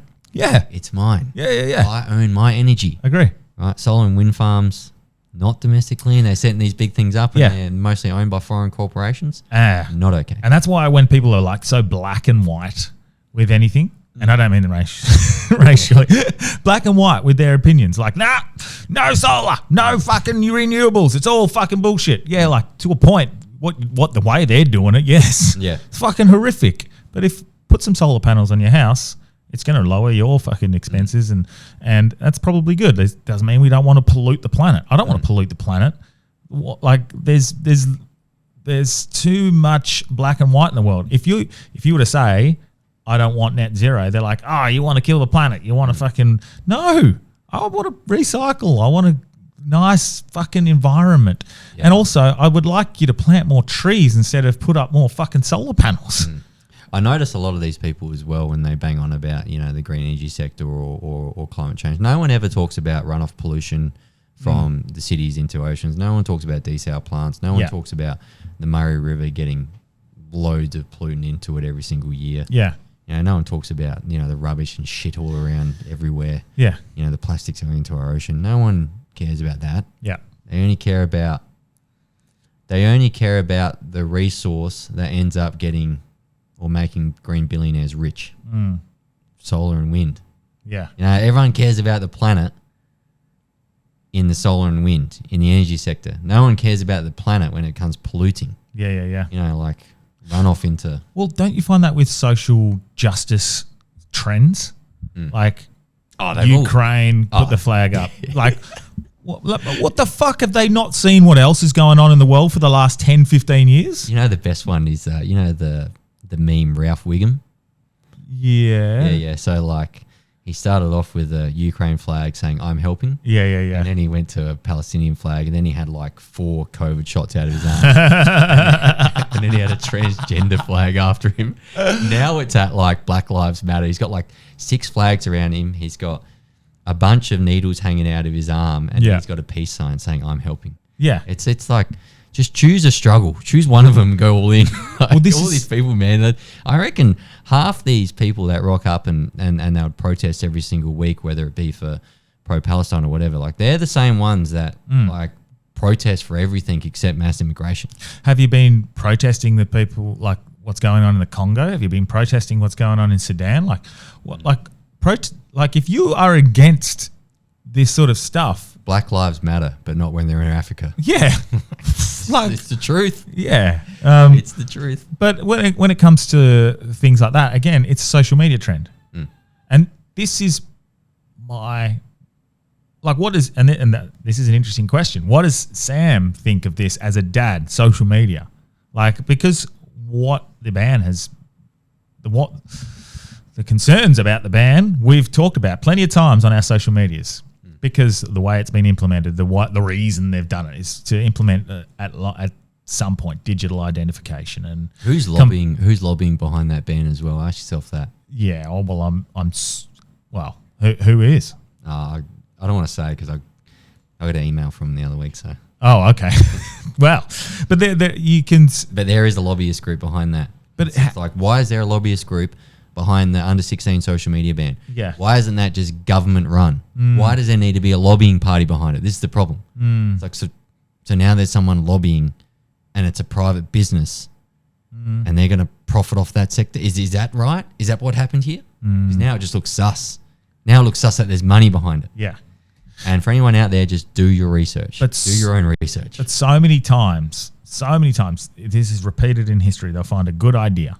They'll find a good idea and then weaponize it to implement whatever changes they want themselves. Perfect example is removing social media from our kids. It's a fucking good idea. Our kids shouldn't be on social media. They shouldn't be on phones. They shouldn't be on screens. I want my daughter and my son to grow up in a world where they get to be with their friends. I look at my past with nostalgia and I fucking weep. My kids aren't going to get that. Or I can fucking put a line in the sand and say, no, it's fucking not happening. I'm going to let them have those experiences. I look when my daughter is playing with her friends on our camping trips, our group trips away, and you see the kids off playing Spotlight, and I fucking smile. And I don't know if there's enough of that in the world. I think I've got a lucky group of friends where we try and do those sorts of things, where we'll go and have barbecues and the kids are playing cricket in the street all day and they're not on their devices as often as they normally are. But all of us fall into the same trap. We're all victims of it. We're all busy. I'm the same. I'll put my daughter on an iPad or a phone to just keep her quiet while I'm trying to do something myself. And sometimes I think maybe we as parents have to go, fuck, I need to parent. I need to stop thinking about what I want to do right now, and I have to parent. I'm going to have to play with my kid or set them up to fucking draw, build a fort, fucking whatever. Yeah. The whole, what's that joke in This Is 40? And do what with the fort? Yeah. And do what with the fort? Like, but it is like our kids are losing, I think, core memories. And it's happening under our watch as parents. And so I don't need the government to tell me to take my phone away from my daughter to keep her off social media. I'm going to fucking do that. I'm the dad, not the state.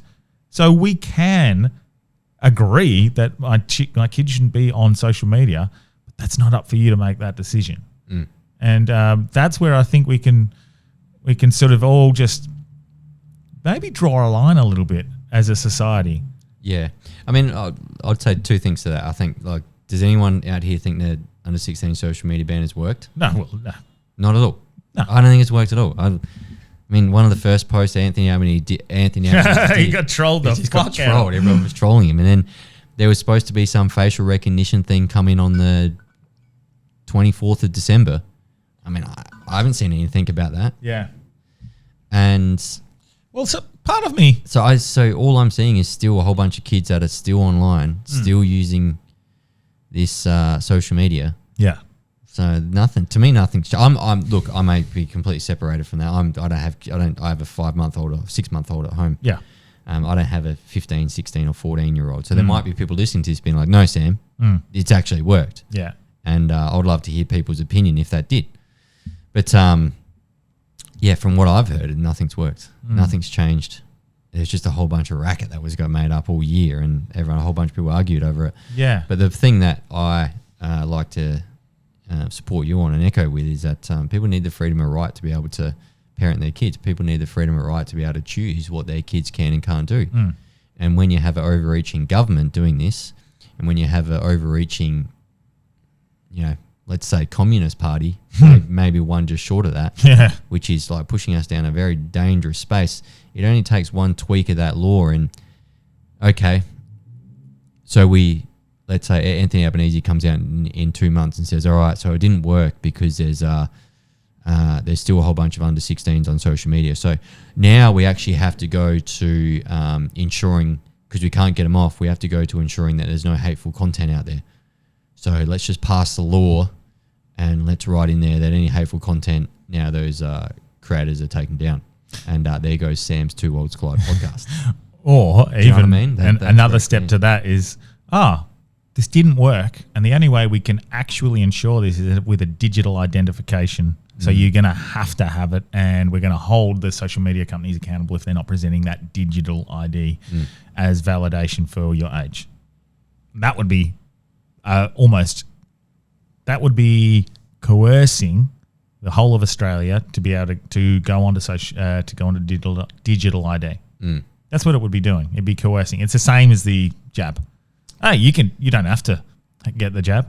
You can, freedom of choice, all good, but you won't be able to fly on a plane. You won't be able to go to that restaurant. So, your friends are having a coffee at that coffee shop. You can't go catch up. I'm already afraid that digital ID is here. Years ago, I used to work for a German-based company that built ships down at the ASC shipyard in South Australia. Oh yeah, Yep. It was and they ran, they had the contract for the Navy ships. And I worked down there, and anyway, that company ended up getting hacked, and a whole bunch of tax file numbers got leaked. Mine got leaked. So every single time that I need to do my tax, I need to ring up the ATO and get my tax file number released for 3 days so I can go do my tax. And this year they came to me and said, you don't have to do this anymore if you go online and do this digital ID thing. Yeah. And I'm like, explain that to me. What's that? And he pretty much explained the whole thing. He's like, well, it's all your information on this one digital ID. And I'm like, so what? Like they're doing it in the UK? He's like, no, I haven't seen anything that's happening over there, but everything's here, and we sort of control it. I'm like, no, I'll just keep calling up every year. Yeah. I'll have a wait time of 45 minutes. Yeah. Because the ATO is useless, and I'll have to request it that way. Yeah. So I actually I think they're already doing it. They're just slowly doing it, and they haven't announced anything. And they're slowly. My wife had the exact same thing happen to her. Something happened with one of her accounts or whatever, and she had to ring up, and they're like, "Oh, it'd just be easier if you went on this digital ID." And she's like, "No." Yeah. So I just think that maybe they just have a thing of like, yeah, by 2030 we want everyone on a digital ID, and as we update things, people won't be able to use these systems, and when they call up, we'll just say, "Can you please get on a digital ID?" I'm assuming it's happening it's happening everywhere. It definitely happened because my daughter's got autism, so there's benefits, NDIS that we have with MyGov. Try to sign in with the MyGov. Your account's been deactivated, but we can re-upload it very easily by signing up to digital ID. See? There you go. Exactly. And I said, no, I'm not doing that, so we're going to have to go the long route. Did it, but they were like, why wouldn't you do it? Like, it's easier with digital ID. I'm like, I'm not doing it. I'm sorry. And they were, the lady on the phone, like, you're an employee. You're not even the fucking people trying to implement it. And she was like, why wouldn't you do it? Like, this is a bit weird. So fuck off. Change your tone. Yeah, I don't know. I just think government works in sneaky ways. And I think that, they potentially seen what's happening over in the UK. They've seen the pushback, and they're just like, well, let's just be smarter about this. I mean, that's the way I'd do it. Yeah. Realistically. Yeah, coercion. Yeah. I don't know. How limited for time are you? What's that? How limited for time are you? No, we've got plenty of time. Yeah, cool. Well, I want to talk some military stuff that you can talk. Yeah, I can talk about anything with the military. Yeah, cool. So that's obviously a big thing, man. Like, I like to think I'm a brave man. Man, you go over. Were you in literal battle, or what would you call on front line? Or So I went over a combat role. I was with 3RR. I was a qualified paratrooper, and in 2012 we went on a combat tour. So there's only a certain amount of infantry blokes that go over there, and we were out every day, trying to, trying to find the enemy and do stuff to them. Yeah. Now, how do you feel like, because I am of the opinion that you guys got sent there on Say it. Say it. you didn't get sent there for the right reasons. Look, it's a very tough thing to admit. There's a lot of veterans out there that don't want to have this conversation. I know. I shared a story the other week of a Iraqi vet. So he was a American. I think he was just in infantry, and he was abusing someone, a politician, saying, "You lied to us. You lied to us to send us over to Iraq." And I sent a bit of a snippet there saying, probably over the past few months and maybe past 6 months or the past year, you slowly come to realize that potentially we were. We weren't, especially you dive into more things regarding 9/11. But let's look at what we know. Yeah. Right? So 9/11 happened, went into Afghanistan, and that's when that kicked off. And then, what was it? 2 years later, Benjamin Netanyahu lobbied on behalf of the Israeli government to the American government and said there's weapons of mass destruction in Iraq. And Saddam Hussein has terrorism links to them. Ended up being completely a lie. But what happened off the back of that? They invaded Iraq. Yeah. And then what happened off the back of that? Dick Cheney gave out a whole bunch of no-bid oil contracts to Halliburton. And he used to work for Halliburton before he was the vice president. You don't think he got a whole bunch of money for getting that? Yeah. So what were they there for? The oil fields. Yeah. The petrol dollar. Have you ever heard that? Yeah. Petrodollar, yeah. Rennick speaks about it perfectly. Yeah. He's a genius with this. So was it, just to protect the petrol dollar, because most of the oil comes out of Russia. They can't invade Russia, can they? Yeah. It's got to invade the Middle East. Yeah, well, they made a deal with the Saudis that if you're going to buy petrol from Saudi Arabia, you have to buy it with US dollars. So they went to protect their dollar. So, and then, you think about 9/11, you think about Afghanistan, like, what's going on here? And I don't want to get into too much of that. Cause I'll fucking tell you what happened. Well, I could, no, I won't. Yeah. No. Well, I know what I think happened. And I don't know like how it makes you feel, but I feel like they needed an excuse to go over there to protect their petrodollar. These things, whether you want to think it's orchestrated or letting it happen, having foreknowledge of it, either way, doesn't matter. You can't explain what happened to Building 7. I mean, to be fair, you probably can't explain what happened to the other two buildings. And a lot of structural engineers would say the same. So I think whether or not it was completely orchestrated from the beginning by their own country, by their own intelligence agencies, or whether they had foreknowledge of something happening and just let it happen, I think they are very capable of doing that. They've done it plenty of times in the past. I'm not the first to suggest this, and I won't be the last. And we've got plenty of declassified documents that say the exact same thing that they've done in the past. Gulf of Tonkin incident is a perfect example where they have an excuse to have the civilians, the country get behind going to war. No country ever wants to go to war. No. America did want to after that. Yeah, exactly. That united a country. There's people in hardcore Democrat California. We're flying American flags around 2 days later. So to say, they would never do that to their own country. They would never sacrifice 3,000 of their own people. That's a very naive approach to take. I would just say, and if anyone questions that, just go back and look at any type of war from Alexander the Great. There's been false flags everywhere. There's been propaganda campaigns everywhere, and people have done stuff on seriously bad morals, bad grounds, bad footings to benefit whatever they need or whatever their country needs at the time. Yeah. The one thing I would say about 9/11 and stuff like that. Obviously, we went to Iraq and then went to Afghanistan and then the Iraq stuff happened. It's like, we know that there was no weapons of mass destruction. Yeah. We know that there was no terrorism links to Saddam Hussein. How many Americans died off the back of that call to go into Iraq? Yeah, how many? Thousands. And then you think to yourself, like the trench warfare of World War One, where they used to blow a whistle and get lines of people to get out of their trenches and run to the enemy and get slaughtered. Have we really upgraded from that? Have we really evolved from that? We send 3, 4, 5, 10,000 young American men, young Australian men, young Canadian men, young UK men to go die. For what? A whole bunch of oil contracts, the petrol dollar, to protect their currency. And then when you start to dive into stuff like that, you're like, well, I won't leave everyone this because I want the conversation to keep going. Yeah. If politicians and the media can lie to you every single day about current day topics, Yeah. you think history is told to us correctly? Yeah. Yes.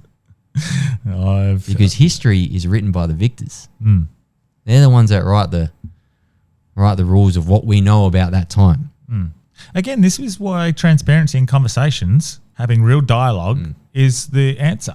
It's the key to everything. Because by silencing things and saying, nope, this is what it is, like past, like the history, you then start to get pushback. People start to go, no. And then they are pushed to extremes. They are pushed to the extremes of both paradigms. And that's when they do dreadful things. Whereas if you just have this open dialogue and you say, I think 9/11 was a fucking sham. I think you guys did it yourself. And the government, instead of going, you're a conspiracy theorist, could then go, I hear and I can see why you're saying that. You pointed out this, and this, and this. This is why it's incorrect. And then if that doesn't suffice, you can come back. And that's how a fucking conversation works. Eventually you get to a point where you go, oh, okay, I see. You lied. Or, oh, no, I've made too many conclusions that, I've oversimplified this. The conversation will air out the truth. And that's a perfect example. Classified documents and stuff, it's hard to get around. I understand that. But when it comes to just policy and what we're seeing in the world and when it comes to division, whether it's ideology or fucking gender or race or religious, whatever, if we talk and converse, we're going to see each other's side. We're going to see and understand at least why they think like that. And whenever they shut down conversation, you're over the target.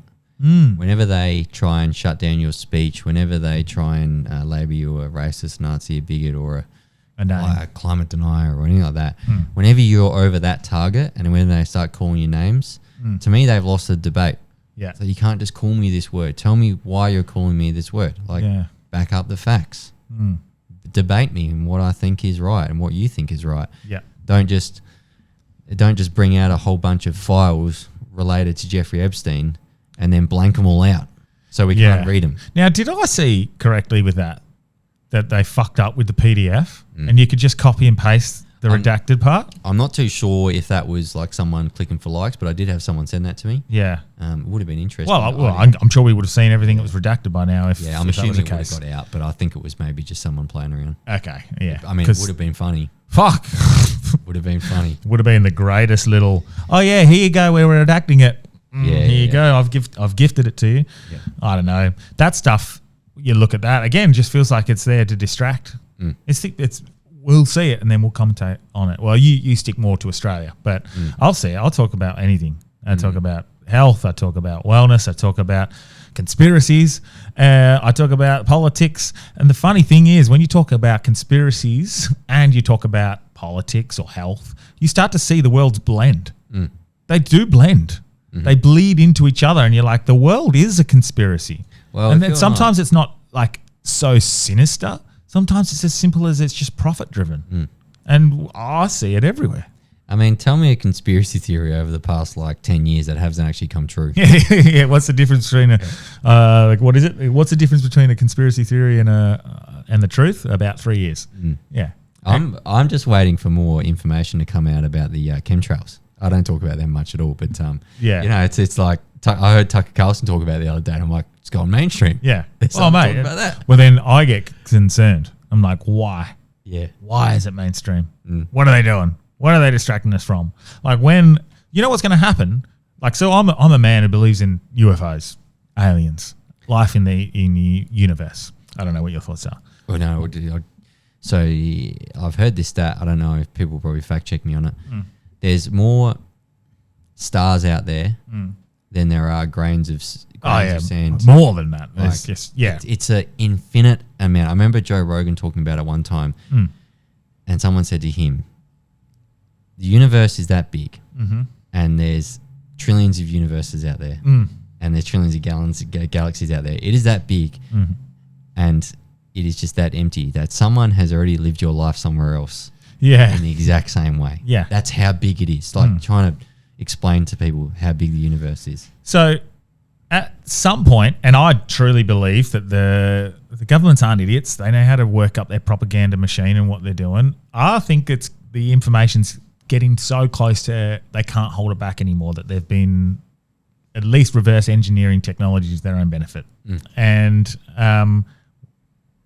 once that starts to come out, once the information about aliens and maybe potential government contracts and whatnot, what's going to be real? What's going to be considered fake news? Where people are going to start commentating on it. Like everyone's just going to say, oh, well, nah, it's not true. And as soon as it becomes mainstream, I start to go, oh, what the fuck? Yeah. I've been talking about it for 15 years. Yeah. And now you're talking about it. Why now? And then you start looking other directions. You're like, they released the Epstein files. Or you know what I mean? So it happened last year when they just randomly started. Everyone was talking about the drones or the lights in the sky. And there was weird shit going on. And that felt like, for me, a little test. What did the world do? We didn't panic. Everyone just either went, it's just fucking Project Bluebeam, or it's fucking government playing with their toys, or it's real. And no one really panicked. No. So for me, that was just a little tester. That's all it was. What's next? Yeah, they'll bring it out. Yeah. We'll get some sort of mass fucking landing, and I look forward to that time. Hopefully they can go, you guys are fucked. You guys are doing some stupid shit. Like, start fucking settling down a bit. But going back to the point is, when it becomes mainstream, that's when I'd start to go, is it true? And that's like, we're in this very weird world at the moment where We're in a world where we've never had this amount of information. And this is the battle I go through. Am I contributing to that mess? Have you thought about that yourself? Like, have you had that self-reflection yet? Nah. I've had that. I don't really doubt myself much. Yeah, I mean, I don't doubt myself, and I'm very, as long as you're authentic with yourself and you say what you think, that's fine. Because if you start repeating other people's stuff and then you're wrong, you're like, oh, well, I didn't think that anyway. You know, like, at least if you're wrong on your own grounds, you can go, own that. Yeah. That was no good. Yeah. And you got to be allowed to be wrong, to be able to learn and go, fuck, sorry guys. No one ever learns from winning all the time. Exactly. So, I've got no problem vocally speaking a lot, especially in long form like this, because people hear the tone and the cadence and the sincerity in your voice. And sometimes, a clip that can be taken out of context that I'll admittedly do for us. I'll be like, that was a great clip. I don't need the rest. This part's going to go viral. Yeah. And it will, but you're like, if I actually add it in, but also, and this, and then it doesn't get the echo chamber bias. And you're like, maybe I should just stick to the long form and let it do its thing. And you're like, I don't know. I battle. I can continuously battle. Like, am I creating more turbulence, more mess in the world? I don't know. Yeah, I never get that. Yeah, I know that. I see. You're staunch. You're staunch. I just think to myself whenever I see something and I disagree with it, and because there's just no pushback on it. Like, the media doesn't push back on anything. No, that's right. I mean, I love Carl Stefanovic, a good conservative man, but there's limits on what he can say. Yeah. There's limits on what he can push back on. And Sam said, there's no limits. I can say whatever I want, whenever I want. I just can't incite violence. Wow. So that's going to be subjective potentially. Because what is inciting violence? What is subjectively offensive to someone? Well, yeah, like obviously they're changing the laws now to potentially be able to erode that away from me. One might think that would be specifically to quieten voices that have social media reach, that don't have the media in their back pocket, pushing out their narrative. It's very dangerous to the government. I will say that. I will say something where the government, and this is the one reason why I've had a lot of people come to me saying, "Can we sponsor your podcast?" I've had quite a bit of money, say I've always refused it. Saying, "Hey, we want to do this. We want to sponsor you. We want to have this relationship with you." I'm like, "Nah, I'm really comfortable just making good money out of my merch, my Patreon, and my ad revenue from Facebook and my ad revenue from YouTube." It's so good that they've started doing that. Yeah, and it's amazing. I love it. I feel very, very blessed. But this is a thing I tread very, very carefully when it comes to sponsoring my podcast, because someone comes in, sponsors my podcast. Sam, we'll give you $500,000 a year. Just put our ads here. But when it comes to the time, and I want to say something, I want to speak up against something, and it might be against them, or it might be against their point of views. Yeah, I mean, that's why I've sort of stayed away from it. And that's why media is so controlled. That's why Joe Rogan, he had a whole bunch of people sponsors pull from his podcast during COVID time. Yeah, and then Spotify came up and bought it up for $100 million. Yeah, but this is the thing. It's like that's why the government is probably so afraid with voices like myself and other people out there, because we haven't taken that. We aren't controlled. They can't go to the board member of BlackRock and be like, "Hey, this guy said this. Can you make sure you do this?" So it's a very, very unique world that we're in. Yeah. This is why the under 16 social media ban has come. This is why. I'm not saying Bondi is orchestrated or anything by the government, but I just say the government takes opportunities when they see it. Oh yeah, and they've seen this as an opportunity to, over the protection of anti-Semitic laws, they're going to disrupt speech. Yeah, it's 100%. I mean, that's clear. Yes, and it's also to take away from the distraction of them being terribly poorly run from their international and foreign intelligence agencies and the AFP. Yeah. Because they've obviously redirected a whole bunch of funds and resources to right wing accounts. Yeah, because mate, when they came out and slammed all they said in that whole week after was right wing.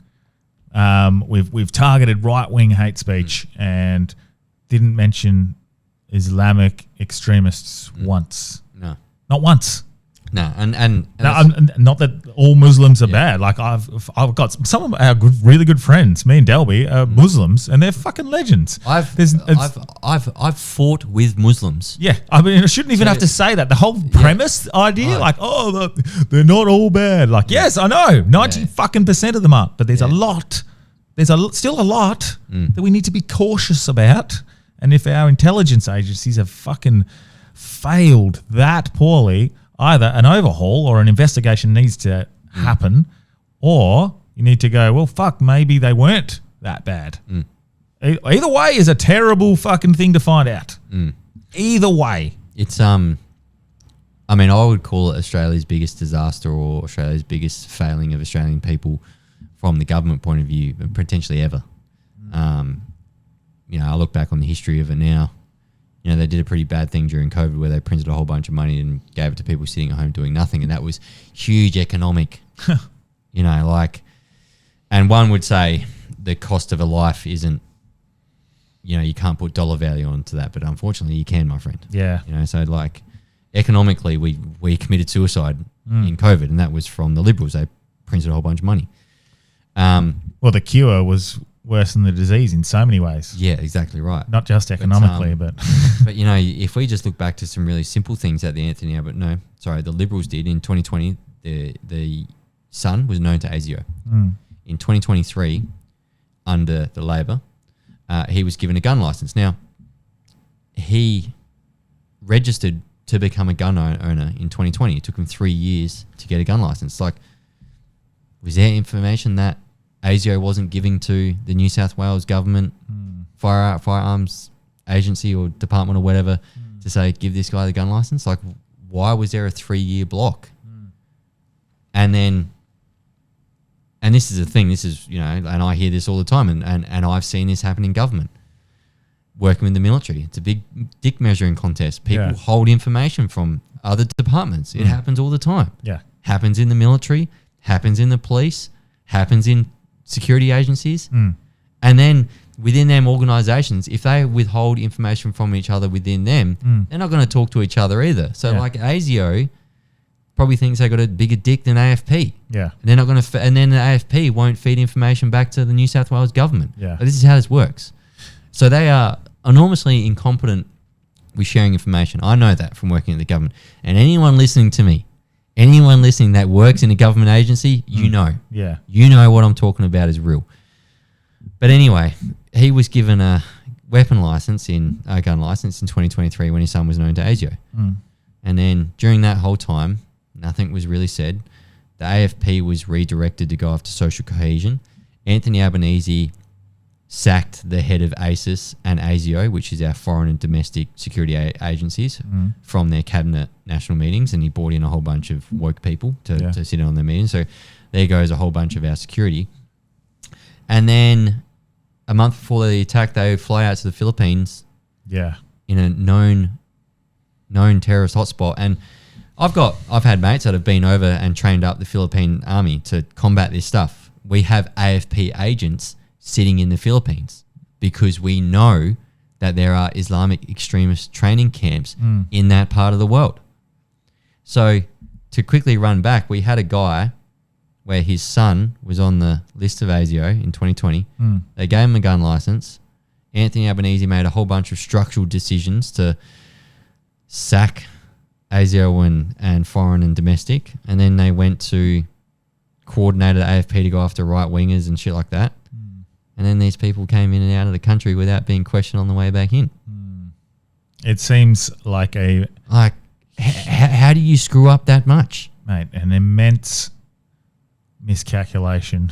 It Can't be a miscalculation. That is inexcusable. It is inexcusable. And then for the 2 or 3 weeks later, they just sit there and say, it's the guns. It's the speech. It's the right-wing community. It's them Nazis, guys. Like, I don't know about you, but I've never really worried about Nazis jacking me in Melbourne. Yeah. Right? Like, in the middle of the night. I'm more worried about the black dude with a machete. Yeah. Right? And, like, at Bondi Beach, I'm not worried about a Nazi whacking me with an air rifle or like a 7.62 bullet. Yeah. I'm not worried about a Nazi doing that to me. Yeah. But you know why the government goes after the Nazis? Because they're trying to form a political party. Yeah. The white Australia political party.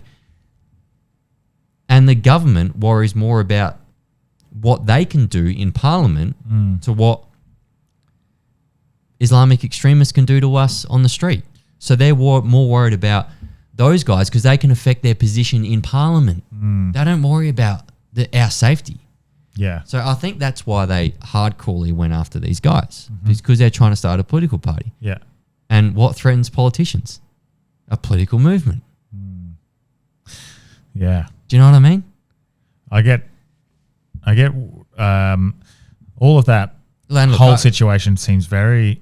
It just doesn't add up. It doesn't add up and it doesn't feel right. Something doesn't smell right. It doesn't feel right. I don't feel right with it. I don't feel like our government has made the correct decisions, and I don't feel like they've been accountable for any of their mistakes. Even something as simple as... It just feels off. It feels off with me. They can't be disregarding people as conspiracy theorists for bringing up Google spike trends in Israel the day prior.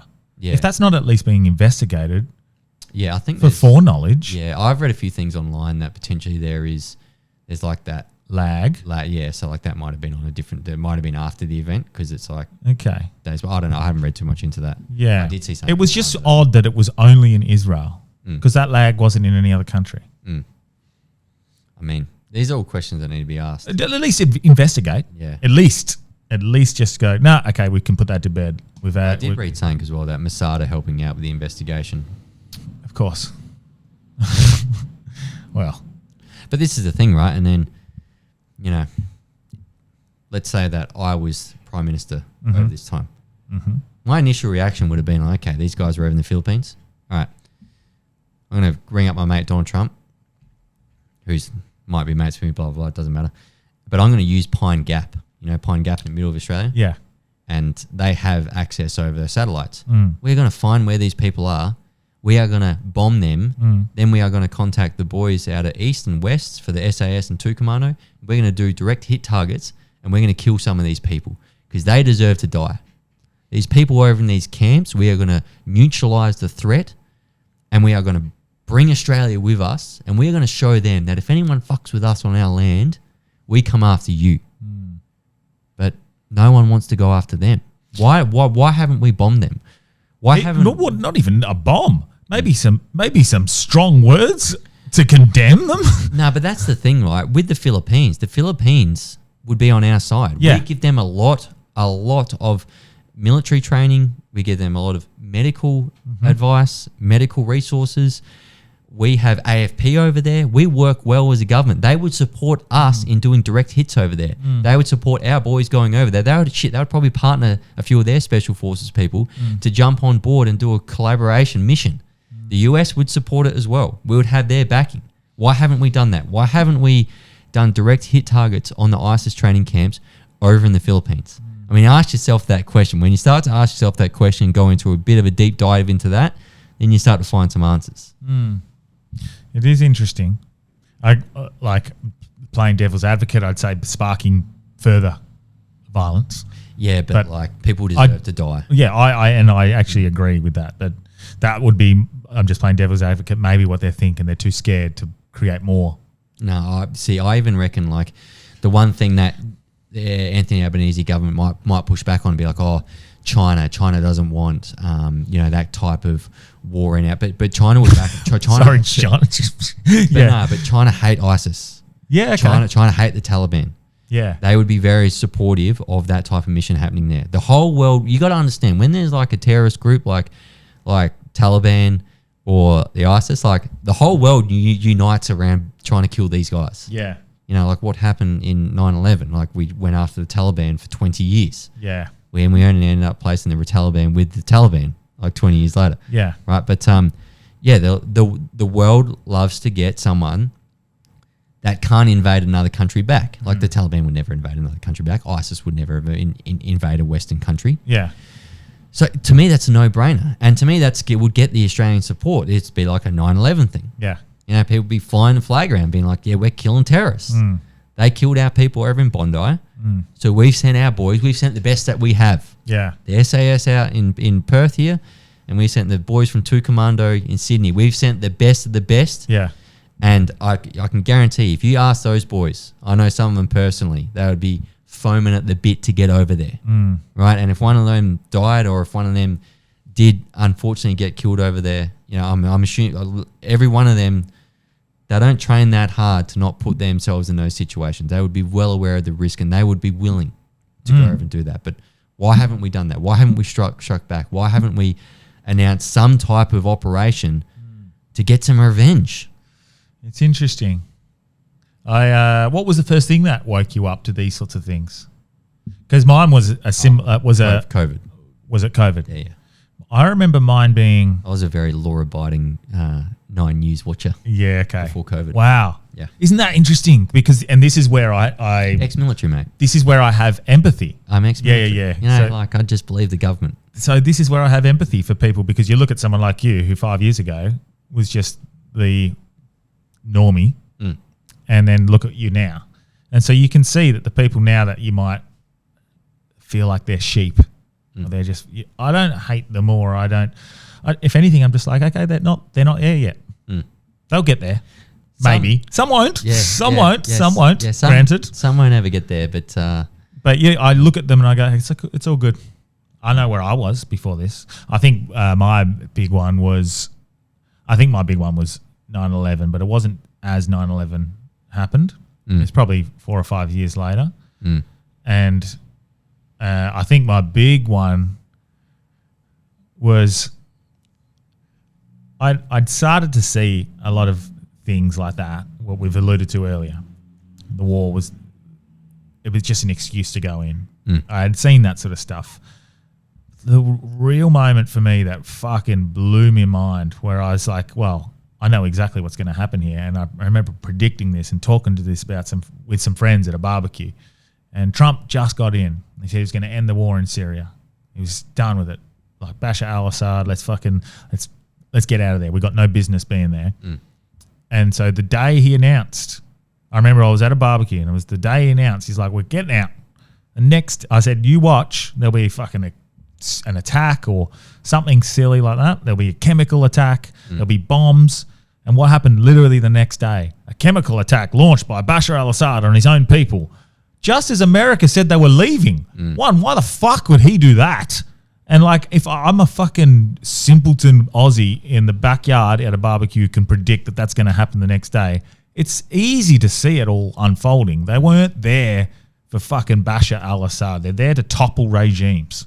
That's what they're there to do.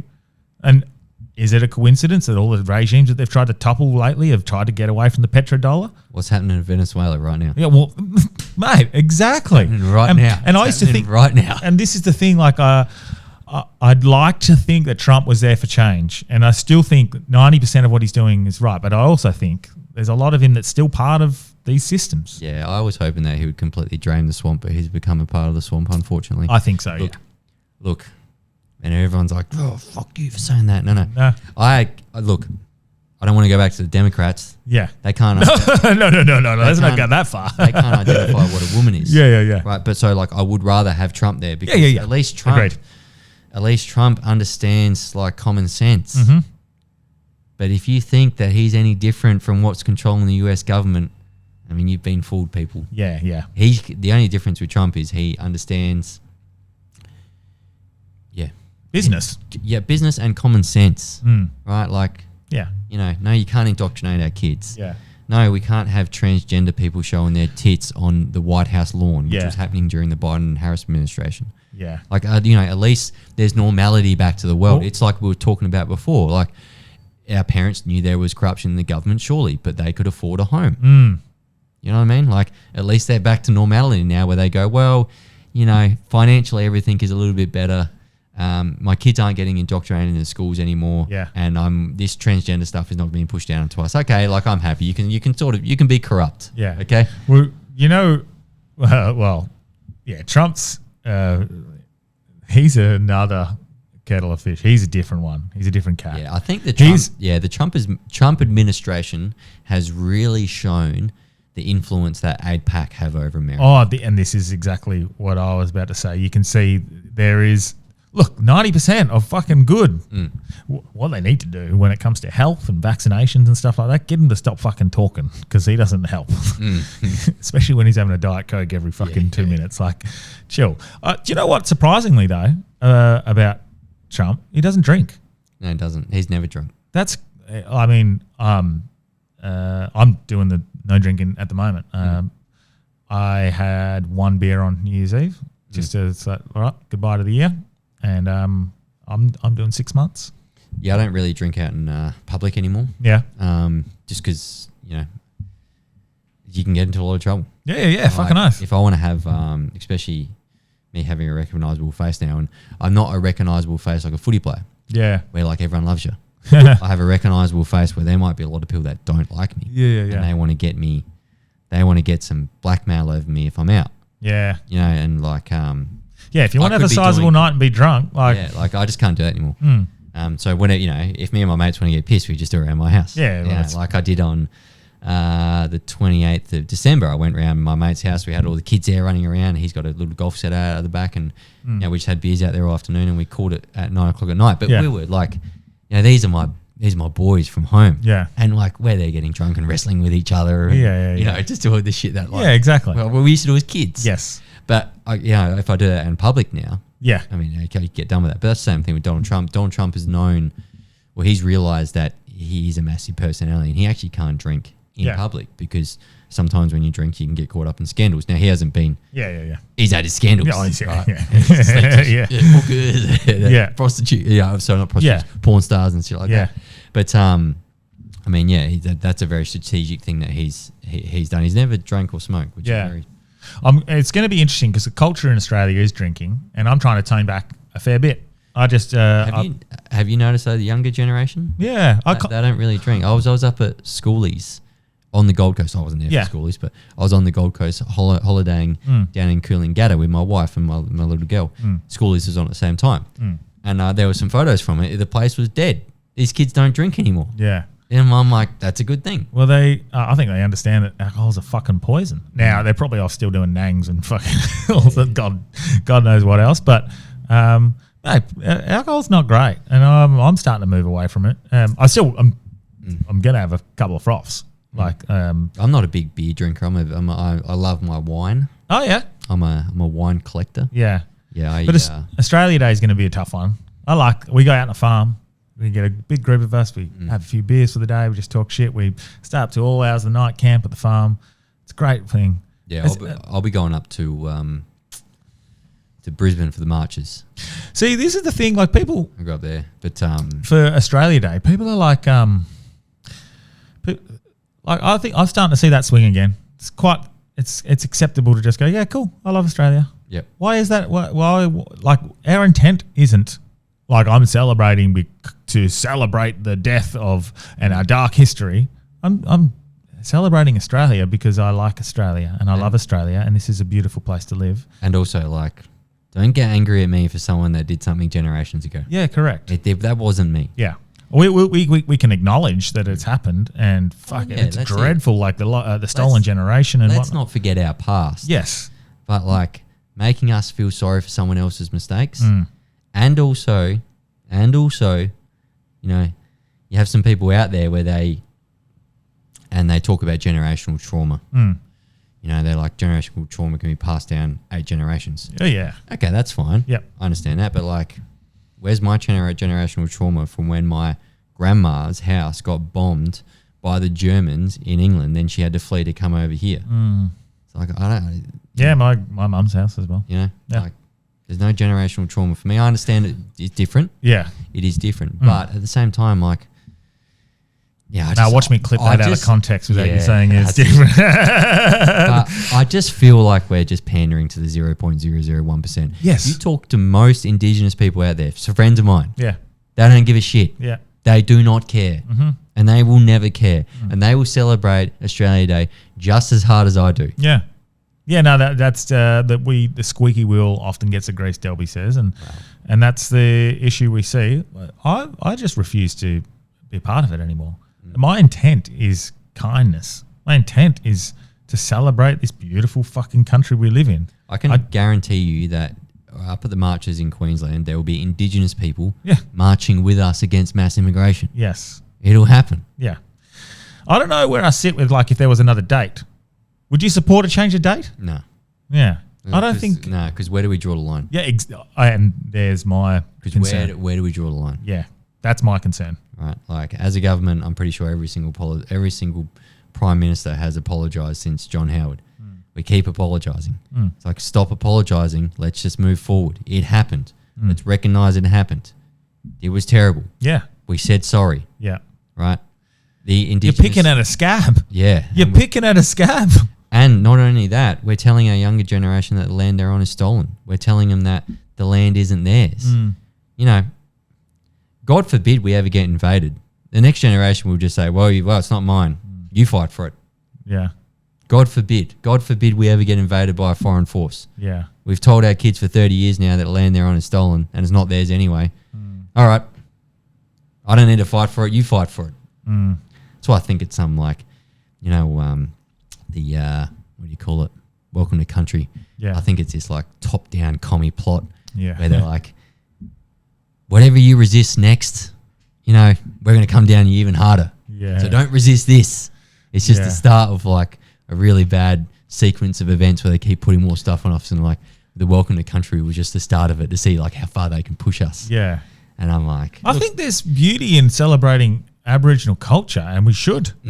And make it a part of these sorts of sporting events. Like, look at the haka. It's one of the greatest spectacles in New Zealand sport. Like, when you go to watch that, the hairs on the back of your neck for something that is awesome to watch. If there was some sort of history, some sort of culture we could do in some of these sorts of games and big events, I'd be all around that. But Look, this like talking just for the sake of it. Yeah, even like the Welcome to Country. Look, I mean, and like right people will be like, no, we need to completely abolish it. I'm like, well, maybe not. Maybe there's a point where we can bring it in, but I definitely don't need to hear it At a when I Zoom meeting. fucking land on my plane from Adelaide, hey, welcome to this country. It's Yeah. like, well, no, okay, like I just landed in Perth, but Yeah. whatever. Or like the street sweeper in Melbourne doesn't have to do it for his toolbox meeting. Do you hear that guy got sacked? No. Or like, a relative of mine, don't want to say who it is, works for the government. Whenever they sit down for a meeting, they have to do it. Oh, And they're all mate. just sitting there like, what's going on here? Yeah, because this Like is... we've pushed it way too far. Yeah, because that's Way lip too service. far. This Yeah. is, again, going down that DEI for the sake of DEI. This is just a welcome to country for the sake of welcome to country. And, it it's just makes disrespectful, everyone, if and it just anything. makes everyone angry. It Yeah, makes yeah, everyone yeah. push back more. Yeah. If they did it as like a once-off thing, Yeah. you know, Hey, I don't mind. Like, if you're going to a big event, big AFL grand final, like a big ceremony, you're doing everything. You're doing the Australian national anthem. You're doing all that anyway. That's a part of the ceremony. Cool, do that. But if it's this fucking... not on Anzac Day though. Don't do it on Anzac Day. Yeah, I'll probably... I got a little bit offended when they did it on Anzac Day. yeah. What are your thoughts on that sort of stuff? Like, No, it's not. yeah, because it's trying to welcome people to the country that they fought for. Yeah. I mean, like maybe if they got up there and told a cool story about an Aboriginal that fought over in World War One or World War Two, and just be like, hey, you know, We're like, part of this yeah, country. We're all like, together. That's it. But like at the same time, I think mean, the one that whenever you put that uniform on, whenever you put that military uniform, you only see the color of the uniform. I mean, man, dude, I fought next to people that were Aboriginal over in Afghanistan. I fought next to Muslims against bad Muslims. We fought with the Afghan National Army to try and kill the Taliban. Yeah. It's like you don't see color in warfare. So you don't need to do a welcome to country at the start of a Anzac Day ceremony. Yeah. It's like one of those things, and I fear that we're just going so far, left that the pullback is going to be massive, and that's what's happening right now. Yeah. And I'm all for it, to be honest. I'm all Well, for it. I've got like no one will get around this. No one gets around this idea, but resistance creates resistance, and I use the symbolism of like an elastic band, and the more you pull it, the more tense it gets, and the further away it gets from each other, from each side, and eventually that band's going to fucking snap, or it's going to fucking and come back, and that's going to be just as turbulent and violent. But I started to think, if we stop pushing against each other, stop just peaceful non-compliance, just like, I don't give a fuck. Like collectively, it's very hard to get fucking 20 million people to do the same thing. But you had 20 million people going, not doing it. Happy Australia Day. And just slowly just not even acknowledge it. That tension would just be there. And yeah, they're going to be opposite sides of each other. Both sides of the rubber band are going to have different views, but they're going to be a little bit closer. There's not much tension, and we can have a conversation. And I just want to get to a place where I'm just going to have a beer on Australia Day, or have a celebration on Australia Day, because it's what I want to do. I'm not trying to be an arsehole. I'm not trying to be insensitive. I have the intent to celebrate this beautiful country. I'm not going to get a digital ID because I don't want to get one. I'm not going to fucking call a woman a man or a man a woman because it's not true. I'm fine with you doing what you want to do, but just I'm not acknowledging it. I'm not becoming part of it anymore. I'm just going to sit back and just worry about myself. And I had a discussion the other day with someone that is on. He has a very good X account and he's very right leaning.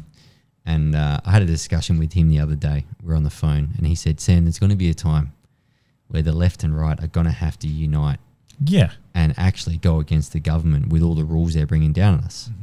Because like with these speech laws and all this other stuff coming through, I mean, we're eventually just going to have to all unite, put our shit aside, and go hard at the government from a society, Australian people, front, and go back. It's like, man, and I thought to myself, I'm like, I heard that from him. Yeah. He hates the people on the left. Yeah. But he said that. He said at one point, we're going to have to put our differences aside. And I'm like, if he can do that, surely everyone can do that. But right now, I don't know. I think the people on the right can do that. Maybe not the extremes. Maybe not the extremes on both sides. Even people on the left, again, not the extremes. They're all pretty decent people. These people who are like centre left, centre right. They have different ideas. But on that extreme left, they're based in lunacy. They're not based in reality. It's Fantasy. Exactly. So how can you bring them back? They won't acknowledge their wrongdoings.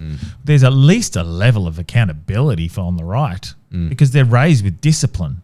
Maybe to a point it's too much, maybe, and that's where you get the extremes. But there's a level of accountability.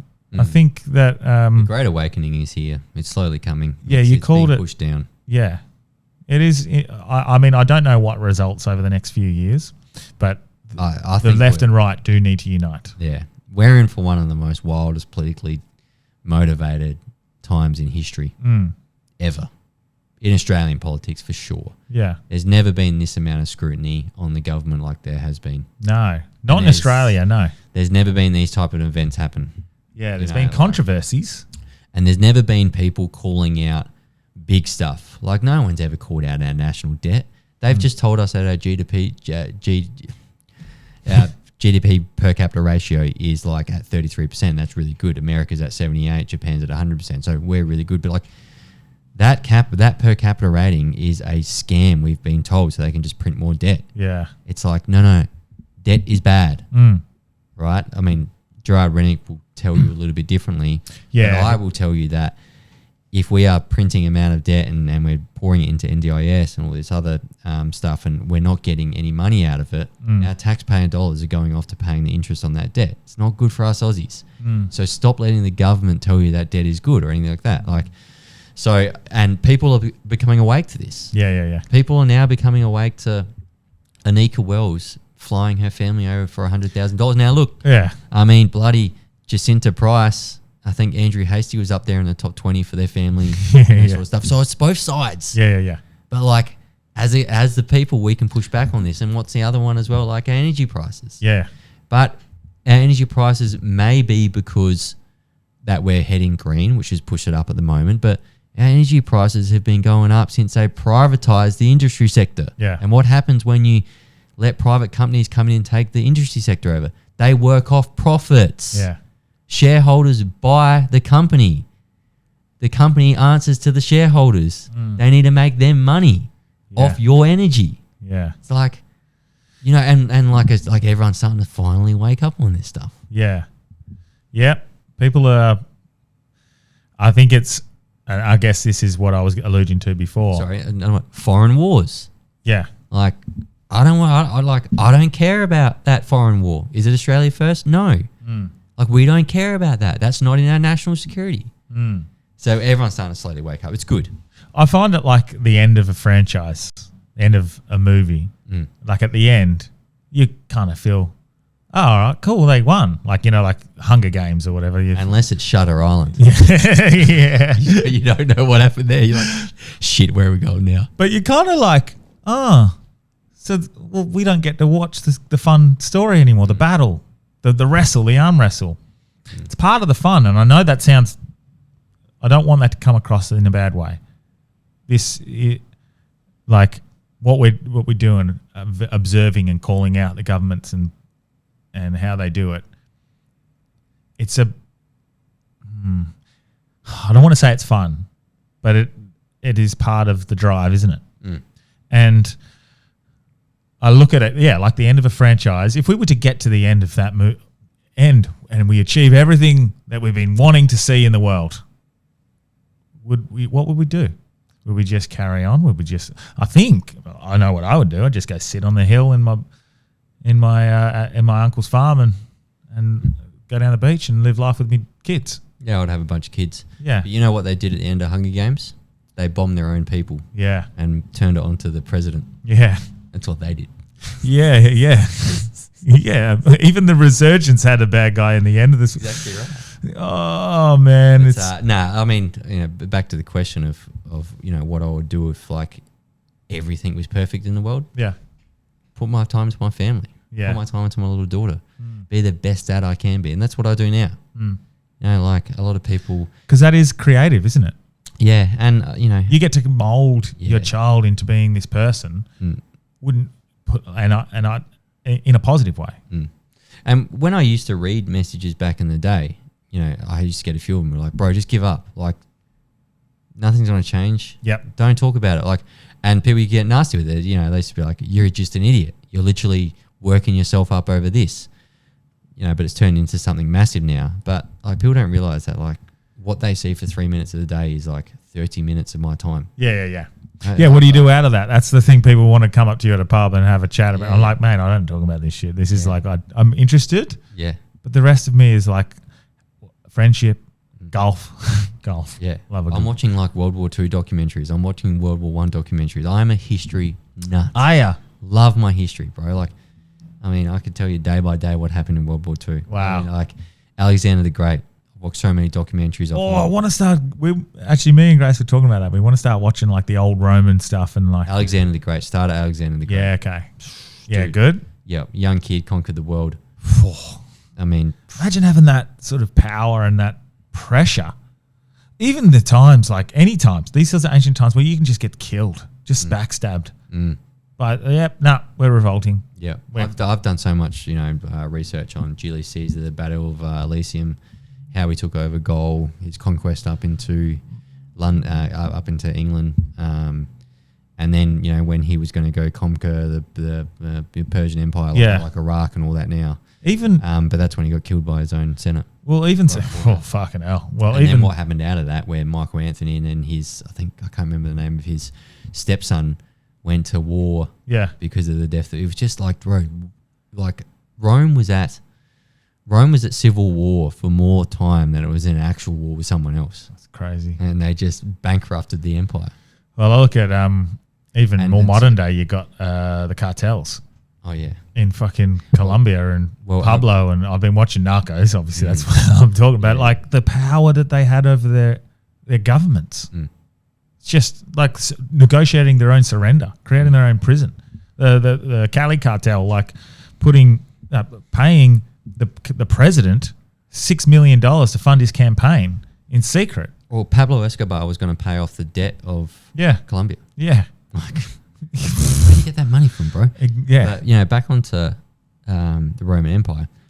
So the Roman Empire, the Spanish Empire, the English Empire, and now the US Empire, they all have one thing in common before they all collapsed. They all printed their dollar into oblivion. So financially, the Romans did it. Financially, the Spanish did it. Financially, the English did it. Mm-hmm. And 70% of the US dollar, I think 72% of the US dollar, since existence, 1914, the Federal Reserve started. Right? Oh, no. 1913, the Federal Reserve started. Yeah. Right, like maybe like a few weeks after the Titanic sunk. Yeah. Oh. After that, and then guess what happened after a year after that? World War One. Yeah. And guess who Where went on the did- Titanic as well? Where did all the wealth transfer go from the Europe after World War One Yeah. over to the US? But anyway, back to my story. This is why conspiracy bleeds into reality. Yeah, that's right. 75% of the US dollar has been printed in the past 4 years. Fucking hell. Since 1901. Yeah. M2 Money Supply. Go check it up. This is why when they say gold is rising, no, gold doesn't rise. Gold stayed the same. The value of money has gone down. We just printed way too much money, and it's like that's one of the early signs that the empire is going to collapse and die. Now, what's next? Do we all go into the Chinese dollar, or what is it? Is it a Crypto. Is it a digital dollar?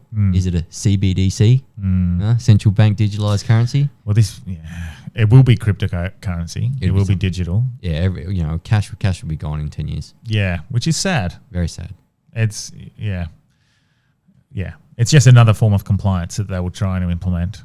I'd like to think that we'll move away from that. I like to be optimistic. I don't think it will be like that, but I like to be optimistic. Or something like AI will take over and we'll go back to fighting with sticks and stones.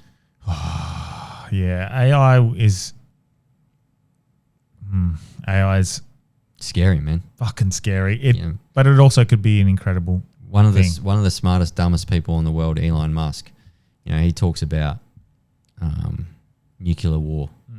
And everyone's like, "That's the beat." And it's like, no, AI. Yeah, AI is the one that can kill us all. yeah, that's scary, man. Mate, been a good chat. How long have we going for? 2 hours 20. That'll do. That's a good one. Mate, anything you want to plug while you're here? anything? How long are you here for? You're only here for the weekend, I guess. Yeah, so. mate, out of here on Sunday morning. Yeah, nice. You got a good weekend. Yeah, mate. Look, completely back to work on Monday, and back into the swing of things. We got a lot of stuff to cover off on. Growing what I'm doing, getting a lot of good guests on, and working with the AGL group to get the lobbying group up and running, and Nice. just to continuously keep building the voice and platform, and to everyone out there that loves what I say and or doesn't love what I say. Yeah. Just keep listening, to different points of views, and if you don't agree with something, understand why they said it, understand why they did it. And I also have a lot of people, right? I'll quickly finish on this. A lot of people come to me and say, yeah, but what can we do? Like, you can only say so much. What you can do is to get involved in your local community. Get involved in your local council. Councils aren't about bins and rubbish anymore. They are doing weird shit as well. So what's your local council doing? What's your kids doing at their school? What's being taught at their school? Yeah. What's your local community group doing? What's your local sporting club doing? Yeah. So get involved with that and be someone that's proactive in that area, because that's how you make change from the ground up. Yeah. It all comes back to self. I mentioned it a few times when it comes to systemic organizational psychology and having an impact on like a team, organization, nations, communities, whatever. It always comes back to you understanding your purpose, place, and nature within the collective. If you can deal with your own things, your own traumas, your own limiting self-beliefs, get that all sorted first before you start pointing the fingers at others, that's when you're going to have the most impact. And then we can start creating a far more harmonious society. And if So you it comes really back to want self. to enjoy yourself, delete all your social media accounts. Oh, fucking oath. I did that in 2017, Yeah. and I went without social media for 5 years. Wow. It was awesome. Mate, like I said, I had that one day. It's fucking lovely. Yeah, I only got social media back when I had this Yeah. podcast. That's one thing you'll notice from me is less comments on the episodes and whatnot, and it'll be more post and ghost. I literally came out of a time warp, Yeah. because I deleted my social media in 2017, 18, Yeah. and I came out of a time warp and came back in. That's probably why I say what I say. And you're like, oh, what the fuck is this? exactly- What the fuck happened?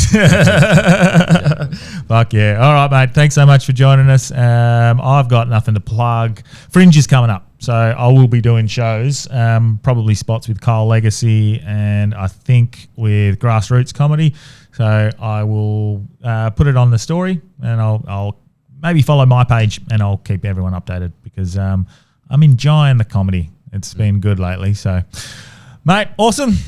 We'll definitely get another conversation in. Definitely. Thanks, mate. Thanks for having me. Easy.